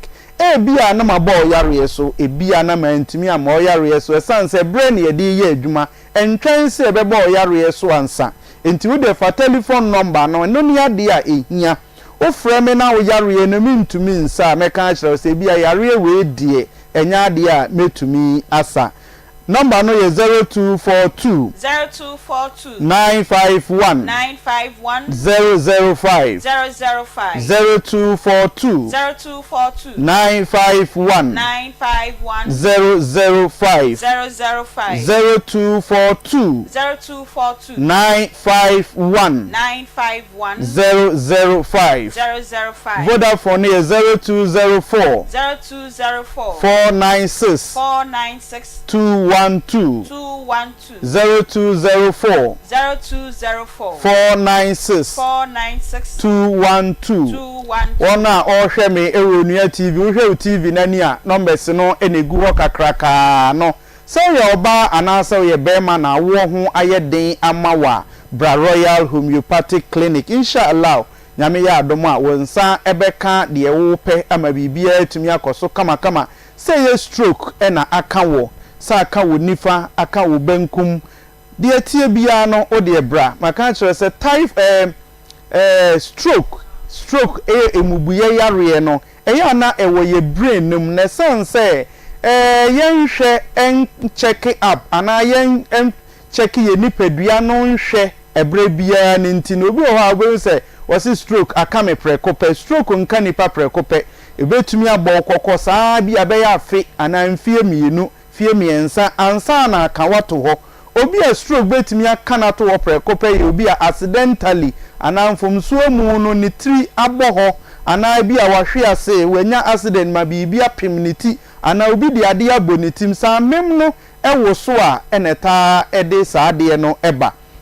na ye wontini nketenkete bebre wo ya dwene ne mu ana ya mem no emu ye wontini eboa ema wo kasa ye wontini eboa ema wo te ene e wontini eboa ma wo nifa ye adwuma de eboa ma wo te mpampan enti se koba se ntini eboa ma wo kasa na musi wo wutiri mu a ana wadwen mu a enya de se wo kasa ebeba ntini eboa ma wo te mpampan no se musi a wonte mpampan bia sebi oye be ma ntini eboa ma wo be ma sori no se musi wa adwen ni mu a enya de a wo be ma ebe sori ntini a eboa ma wunya atenka se emusi a wunya atenka bia biom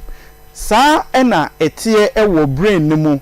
brain nti brepa mu ebe fa yare na baako ne adomu asukọ abiebie mu eyie enti yare bia ehawo se woye be ma no waye mre ewo mpam oye oba waye mre ewo mpam diabetes na ehawo malaria na ehawo wo prostate na aye kese amadwonso na eba ntentem ana wode no asizi odwonso a emma ni nyina no fa wani ekire Royal Homeopathic Clinic mesi ye promotion ti brey oba ye card no 50 Ghana cedis eno ana ede be ma folder consultation free of charge yenye ohwe afi se atwu moja akọ lab wa ebe ya ma wa yenye ohwe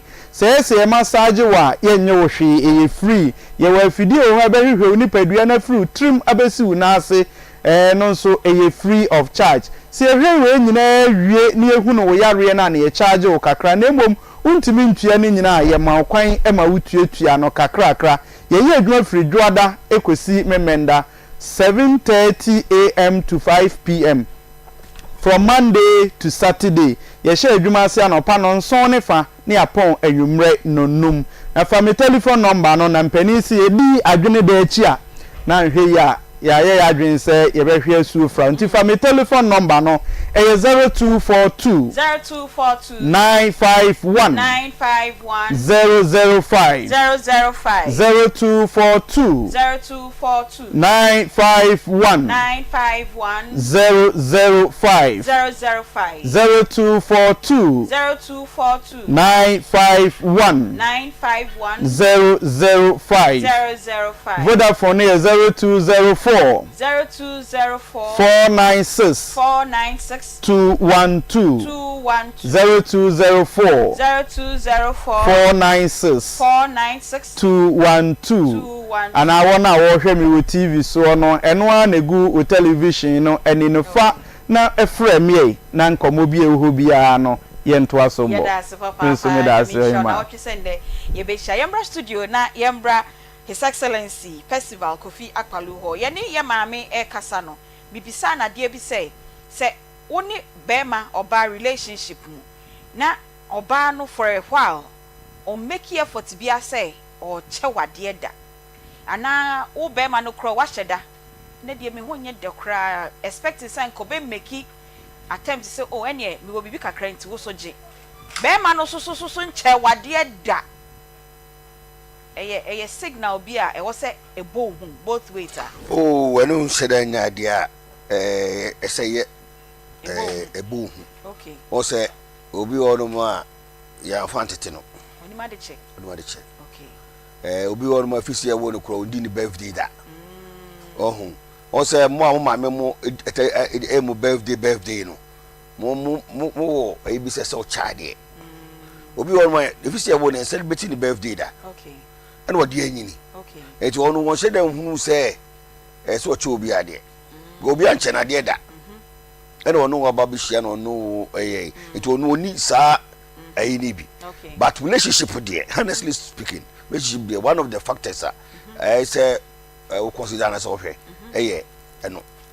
so who said ultimate gift okay you know oh yeah bema so who say so my gift okay wo ma kra wa wo mu kra no we say ultimate who say me be na any birthday o say me to bi di che me ba no oh but you say any bi brim hanom no achede ne emfa no sa so hu o say broni etimi hu so omo chade ma flower na no ma flower because the flower no dey there ya ne time pe o flower no dey there ba there na ye bi say and the flowers ka we ka say faculty aduane ma ye pe dey be di before ye dey no na we dey wakuto card Akoma na our express with love ono card no the card na ye dey o pe aduane but ne bibia so ne aduane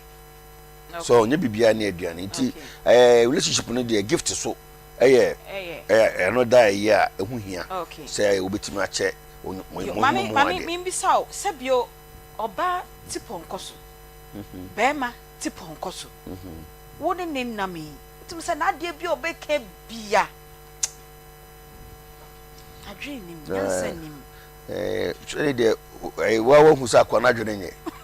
ana obey nkoyi so na wo kofa no so twe ho from the beginning na wo hu say ade we de wo hu de meche no oba obi oba kro mpedware so de meche na wo be ma gu say oba we mpedware na kofa na we de na o na bi say bi akasa ebi wo ho akasa kire obi wo ha wotimi kama wosesa na obi wo ha wo ka no so wo ka kra na me ye no mo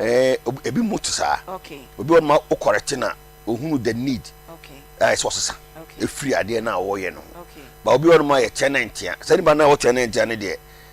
ego fan to ho so cause obesho bufu na relationship so ehia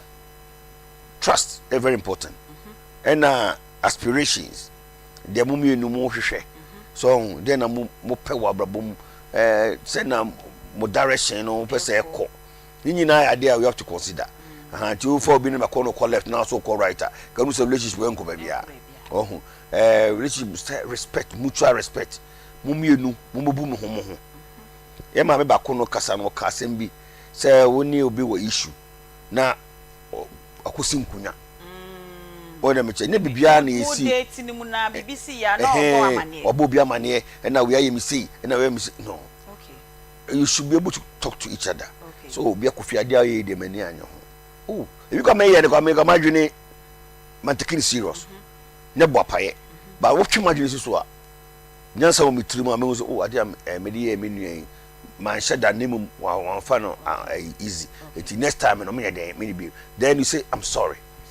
you problem ba kwa ye wo sabio this part of the world and say ye be me be no ka che oba say I'm sorry ye nimu ye but eso usua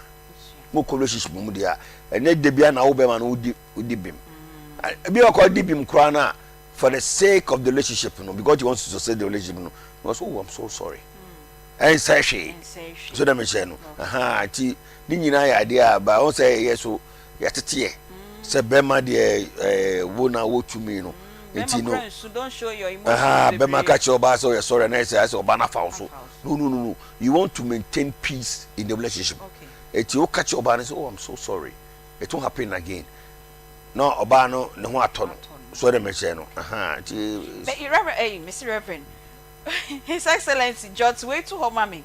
na ye be call Divine Miracle Power Herbal Clinic for ho ye ba na ma beje sa answer we dey free ho say woni oba wo ho ni be ma wo ho wo as personal no wo relationship no on bie na no ni watem wo de onye bi but meni aba me nya asem a ewurade na nyame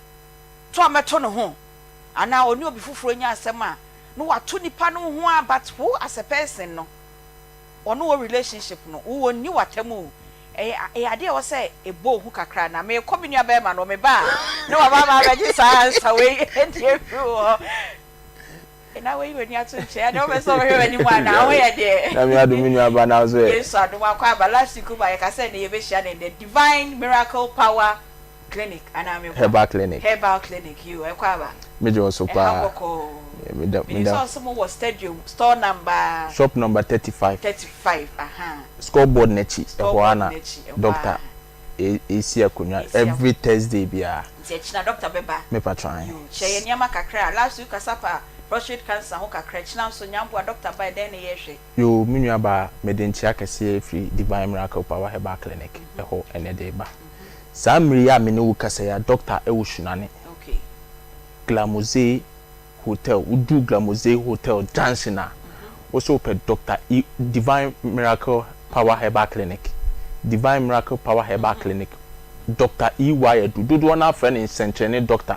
e wo hwunane abisim Glamoze Hotel Junction so no odu ha also per Divine Miracle Power Herbal samri ya me no kasa doctor Atnasia o hwe amanfo enya yaresa de bia me ba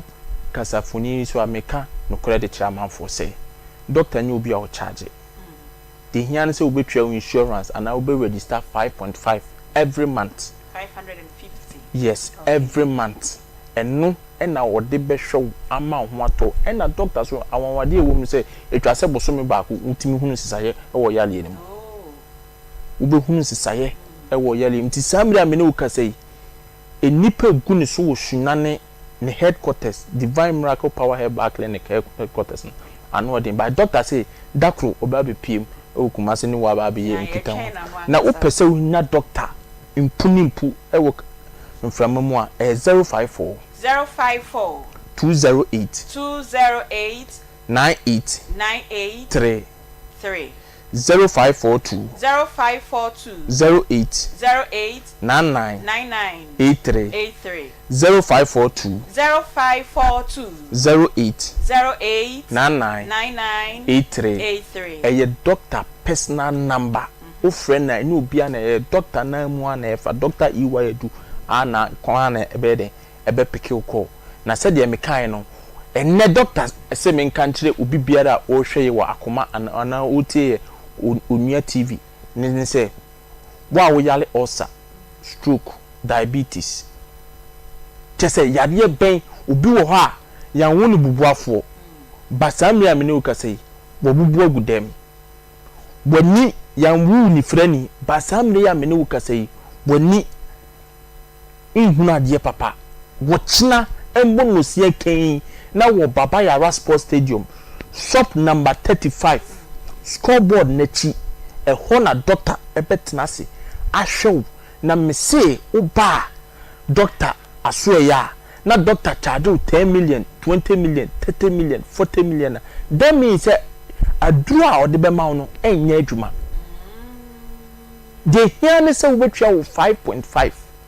na busumi bia wapa na doctor ahwew ama ho ayeden ato because mini aba so wo bibenya wa ne firi yare mama nka masem what I say wo jare bom no eho na obi ba be dredwum ahunu kwan a wo fa so a wo yeden wo ye wa de enti entna se emma yare embe yeden emmebo enti entna anopa no nsia kan bra Divine Miracle Power Herbal Clinic Baba Yara Sports Stadium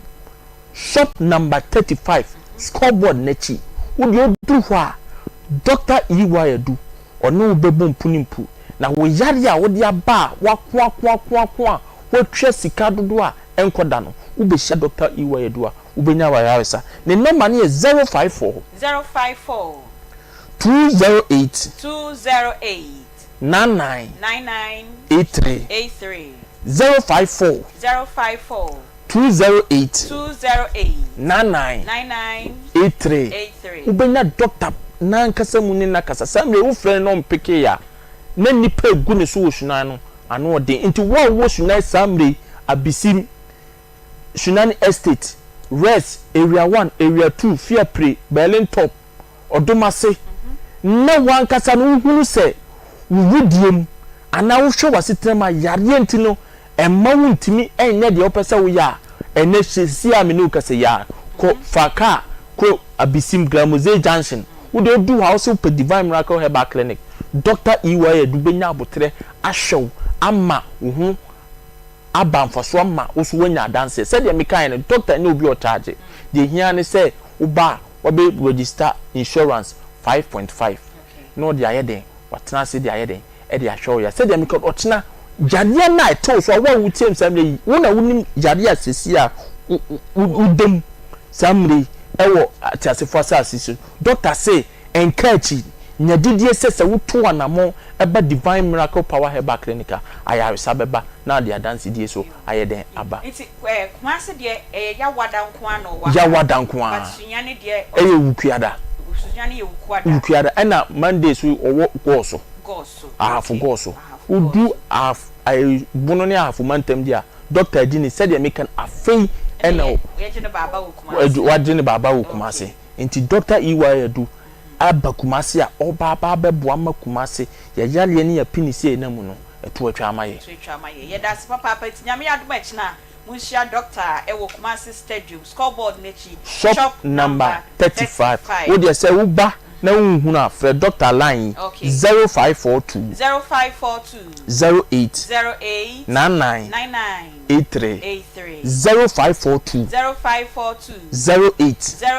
99 83 doctor no be kasa boko ho wasa hye onkran na wo baso a adu papa o de be ma no because watena se akonwuram akope aduru a ebeboa ama yeso yayawesa aba enti doctor aye krado se obeji amanfo ye da sepa nyame ehia mu na wo kwada ye be san ehia ma yare emfa wo nko owuo mu na emmom wanyina gbo akokra abrewa no na owuo abefa wodofo bi ekone de bebia wasa wo koje eyie hu niama ne tutu ye nyina eye God's Way Funeral Home owo kumase asafo oni kokobo dan dada no na edi ehwe ne wudu house ope uncle ato weyie no ho hyehye ye nyina fa koma no eye fundaka wodi sebio wodi hye na wefiri no betumu bebia ye be ye ni decoration obeye de ama oton wreath ni bi ewo ho entade a wodi hye wodi sie wodi hye no ye no nso oton bi wa obetimi de wodi aba opese opama won so a obepam edi ama o MC obeye ye no fitie Friday nwumre no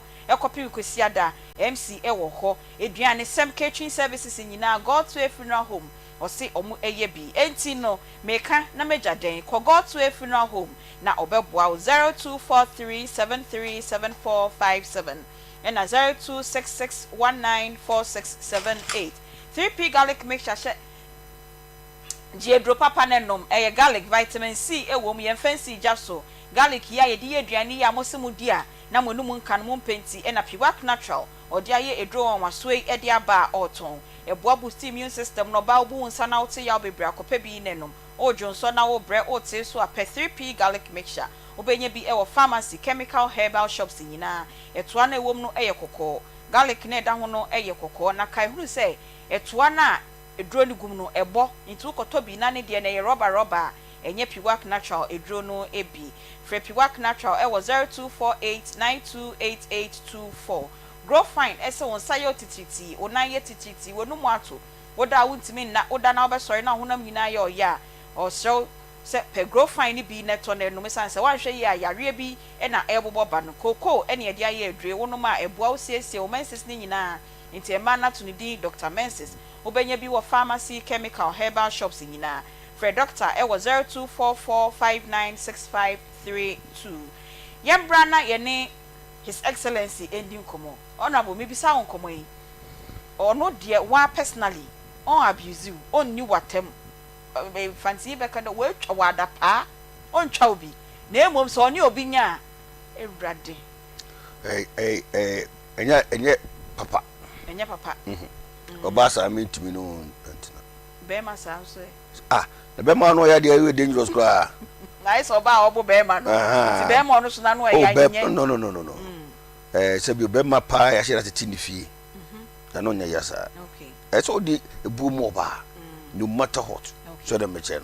na be ma de shouldn't be seen that way so wa no ya won say obi ehun se be ma no ya say obi an sheda bu papa say on di me matemu but o di obi na say o na mo my papa we na no ya o dem me chen no na o dem me chen no say description okay me there me to me mitimi obasa eti no obi o ma wa ho de obetimi sa ba me de obasa de me fa okay say oba na no ya de wodi obi atere so no nya ma me obedi ma me atempa we de meche no obasa wo be ma kro so dwane okay ohu ha so dwane na enye suban papa na wo oba na otisa ezo jai because then social media na aba no wano ya sa na obi be record or be to social media etibo se be ma bi opeso no bobra no okohu bibisa no odwane ye me be fani ebia na wo be so obi no be call out bunga so bi aseni odwuna komem na ko no se oba na peso no comment no ti na dunya obi wa hanom so eti no because of social media nintino bibia wo ye bia we have to be careful we be record no their self relationship bia na fi wasakra jimema ye hu sa say wo your ba bia wano ya na wo ye be ma bia wano ya mfi say enya enti de ya kekan yina no de na ta say ye nya bi nware o obebribi o sa obebribi e ma papa o pa bebribi pa o na mema bebribi so mo ebu o mo ho so bebribi o but should you aim for a perfectionist like when you 100% away there or kasa din or show din komo ye okay bibia ye okay unya ebi ni ho sir o da unya 100% obia wo the strength obia wo weakness eti me dey me strength no sorry me me strength no ye wo weakness okay dey ye wo strength no obi my weakness eti se mienu ebe kan bomu a na ye about relationship then we correct ourselves dina me me strength no boa now so they will strengthen boa me baby me weakness na den but me na ese me gitumu say ade be ma me ya now otwema dwene so a ese me ye okay so the me cheno but time ade be correct nipa no it's very important all the me chiri ebia me ya ade na bia me bia because me re ne tia no na me kasa na bia me kasa na me kasa bebriba me re betimi atime the one my say me slow down okay because bia na say me kan bia emboa me ana emboa yin nyina nje say me hu say bra na me re ana me girlfriend me na o ya yi mu no signal say bibi say na say me hu say e bia bibi nkoyi je say me hwe na me slow down okay on the machine but obi wonu ma oba ne kura ka chere na say be ma ne ka chere no obo oba no jai mama nka dia me kan na me honto me so na me che no ti ubo musa afi bi ase dia sembe ba no afi no yi na adwe kra account na mantie so ti sometimes you know ne bibia na nyina ye perfect wo enti se me ye bibi na bia obi twema adwene siso a ese me ya ho mo aho nya ho brase na me tie nipa no e bi kwa bakoro asem ko kan bra na nto aso mu ba me na butu na me tie na ebia edin me nya bi kakra bi wo me de kamede ne ho a beboa me all right yo me pa cho number si eto honom enche bia ye be ma mo nso ma freb especially mo ama ware na unhu bibi na ubu wani gu so na afi we wura ware ni ma ade ni edi wunya no fa betu obi afi na opese wura aware no bra ne betu ne fo ne sa encheche e na ye esua we are in the love week intene ye kasa ye ni nyina ye odonsem ye esua de na mistakes bebre wo hwa ya twe ho efri 0243 114497 and 032249835 troto wo enche bia be ma mo nso ma frɛ na ansa na no agbozu herbal clinic o say be ma tiase a ne be ma enwu enti e ma be ma ni enwu esa enye krade bia me de masema metena so ameka me se odefo ade ye mfa ncheche na emo modefo wentimi anya wadwuma de a enne ode beche enti ko agbozu herbal clinic no nsiesie be ma no na enye adwuma ni ye pepepe wuwu na wo kwa na wo de wade ko typhoid fever so otu ase e na jonso mun yare wanyina enso fa ko agbozo wo fidi ode be hwe ni pedua ne hu de tete wo ansa na wa ma nro kuma se owo de chem so me 5 old insurance junction wa from e was 0553417752 e na enkran kwashima no hini na himfie ho 0241750282 Zien Naturalist Clinic esi en kancha mo se memen day ono so ne Valentine's gift a ode mamo eno ne se oye free screening intibra na wonso ebehwe onipaduam ne hu niama etete wo se o de 100 Ghana cedis ba o hwehwe nipadua ne mu o hu de etete wo wi a wasan ama wadro 100 Ghana cedis pe wuntu ahwe emfa enka ho biom enti bra na ombehwehwe onipadua no mu lab test ahodo nyina sana consultation enyare a obehwehwe mu bi anase wotete wasa yare we mu bi afabra stroke asthma ulcer infections affect ma infertility ne ma infertility nyina no osebra diabetes oppression no so fabra ne nyina no obehwe na ohwie a wama ho enro weni oya na afa nsu kokwa me say osefa 100 Ghana cedis pe fabra oye ewo ne branches yi enkran owo Ashaiman Tulaku Christian Village wa na obehu omo na Old Esuman Alloway Junction enso na Kaswa Tuba Mama Africa Junction ehon so ubehu omo ewo ho eho na oye sa screening na open common bi eni o mabobie no aginchechie mu ano afre 0246 594171 100 Ghana cedis pe na odebesho ye ba se ya ye ba ye be ma monso mafre na moni yen edi enkomo enyi we fidie no enfia ye ba se ya.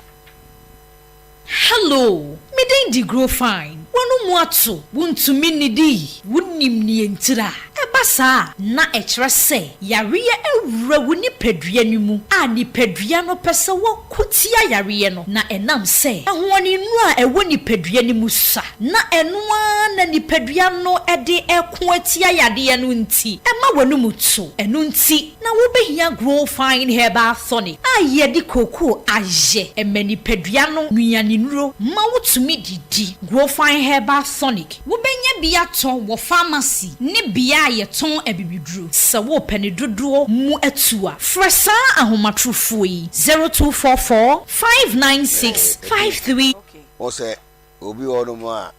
ya fantete no oni ma de che okay obi wono ma fisi ya wono kro ndi ni birthday da ohun o se mo ma me mo mo birthday no mo ebi se so chade obi won mo if see won celebrate the birthday da okay and what dey anyini okay eti won won she dem hunu se so che obi ade obi anche na de da and won wo ba bi hia no no eti won oni sa ni bi but relationship there honestly speaking relationship there one of the factors say we consider as of no so who said ultimate gift okay tino o ye be ma so who say so my gift okay wo ma kra wa wo mu kra no say ultimi hu say me be na any birthday o say me to bi di che me ba no ohun but you say any bi brim ha no mo no a chede any emfa no sa so hu o say broni etimi hu say o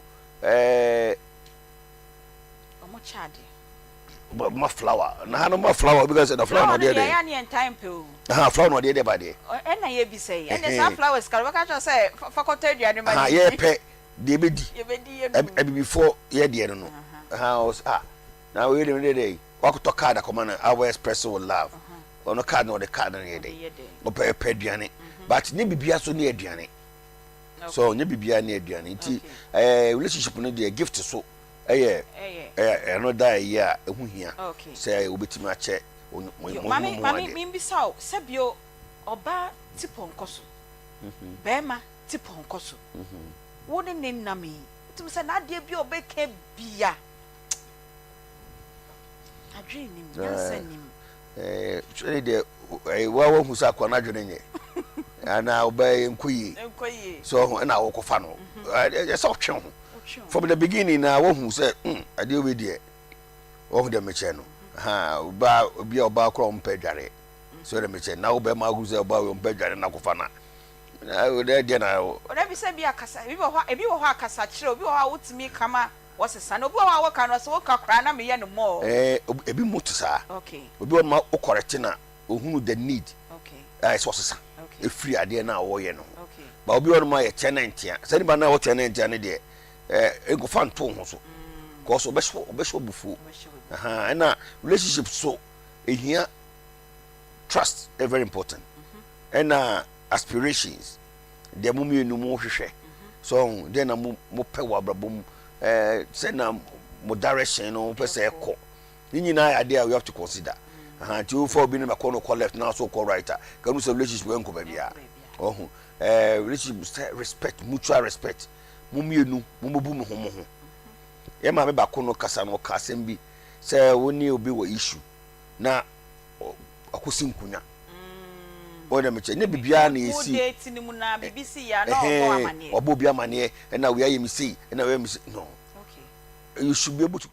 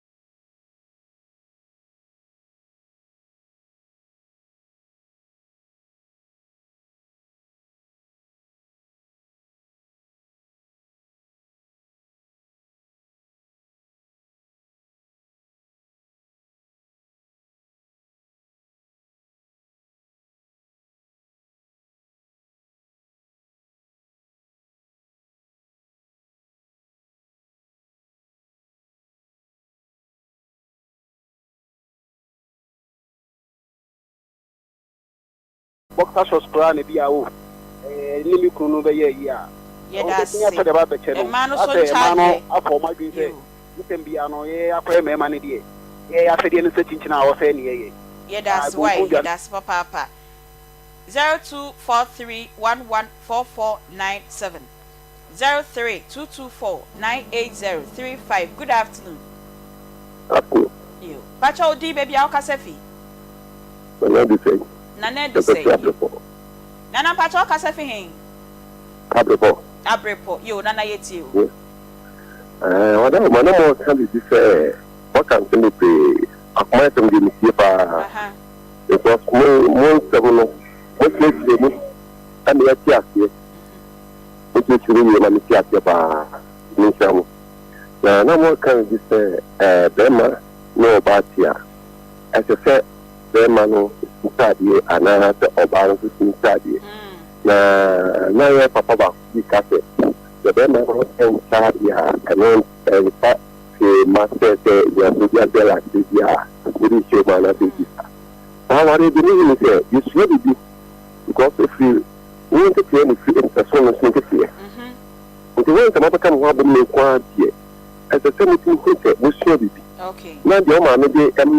ono dan check akra o pa so dey man wana so ba me dey man dan check akra mama ba ne dey as a same thing come boom then we should say this thing mo okay but our dey in fact we kwa ware pa na dey ka tuli our dey just hello to you nana yes papa nyame on show 0243114497 0322498035 also obetimi afre. Good afternoon. Good afternoon. You oba paudi baby ao kasefi. Me pacha sami nana ya me pacha si jinya si. Nana ya yeti o. Me pacha dia ha jeni se nana safu ma me fo mpodi. So ku ye bibi na wu tine fo ade ka ne se so ma me we de wonye. Ena oba we de wonye. Nti anu so ha jeni pa. Na sofu ma me so why na sofu da na di no o mo na ye twempna no wa hunu. Anya se bi kura branche on se o kwa so ya mistake be brother no obesi a one anka wo se wo policy but wo ka the other can is as of ma me de wonye enu so ne me how fa enu so ne wo how na che say yo sofu ma me ye da si o his excellence na che say we time say de na wo ka no omo wo relationship no wo ya de na utina jai na menye de mpesa me hit wonti ne de aware erade mboam 0243114497 yebefa callers be mi na yapon. Good afternoon. Good afternoon, madam. Yo udin baby ao kasefi. Me bi me Haruna house ni kasafu semen. Me pa cha say Haruna house ni kasafu semen. Haruna so menya yo yeti. Yes. Madam, aware de ni kwa wa papa. Because me worry 5 years ni. Madam nya agro. Me yiyo. But we fumi tia. Me dey we. Aware na ma wa ya brewa. Kafra o me were four children. Oh. Me kunni nuanu. Omo na omo ha mi papa. Kafra. Omo ha mi papa. Nti tia mi tina ni pese mi ja aware ni. But me jami kunu a. Me kunu eni se obewu. Eni e ukunu ontu ni nuanu mo foi. No want na ye. Why? Ewo hin. Nti aware die. Mo ti fie ba akumu ehun. Na ye ti fie ba ko na twi o no mo ti fie ko ye wo ye twi. Ba o twi mo. Ye wi number e friend na ye farmer counselor bi na no won kasa why? Number na o friend na why? Sorry, madam. Okay. Sure. Your last caller. Good afternoon. Hello. Good afternoon, Nana. Pacho di baby ao kasefi. Pacho your friend someone make us free at the Presidency Kumazi. Yo, Sami yeti o. Nana me pese me bisa apa asiri. For relationship. For only oba equal relationship mo. ono relationship no na so kan se be ma obeware no ana be ma pese ware no se onu wa nkona sori a enya de se obetimi no ware because they say ba full se o se be ma ene ko ba sori na se be ma na se do ba na kona sori mo nkwa sori ba ko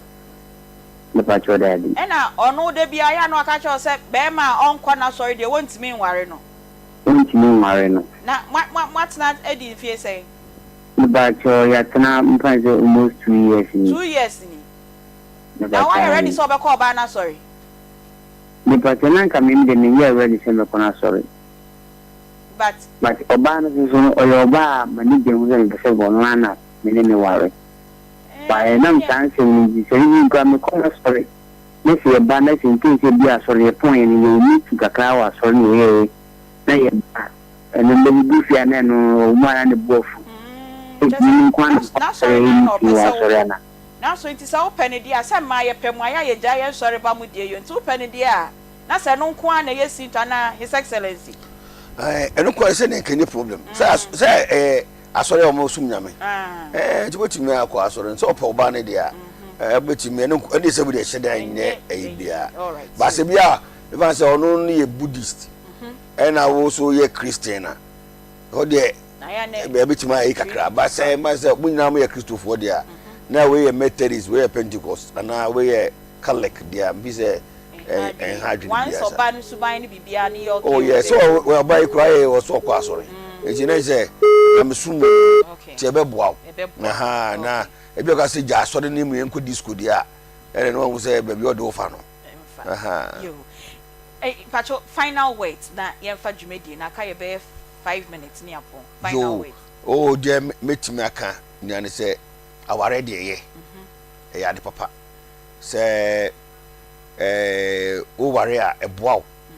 ma wotumi eye nema bibriba nko a no wo ma wontumi nye o ware so a ma wo ye discipline okay nti no wo sesika oba na mprema wo sesika rof asa mpita se na me ka se mi se o ware akanfo ma na omo boa wo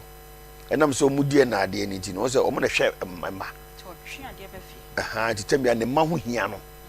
omo akanfo no ma no pay attention on their case.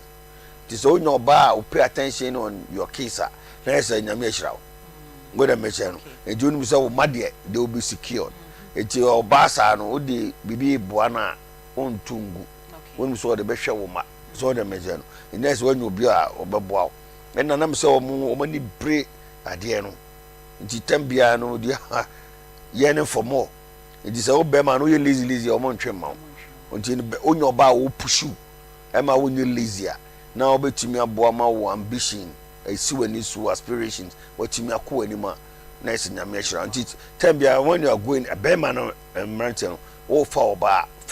betimi aboa. Pian ma be pian. Amwa in the bibi. Aha, me mum dey me say sika ho hia. You must get money.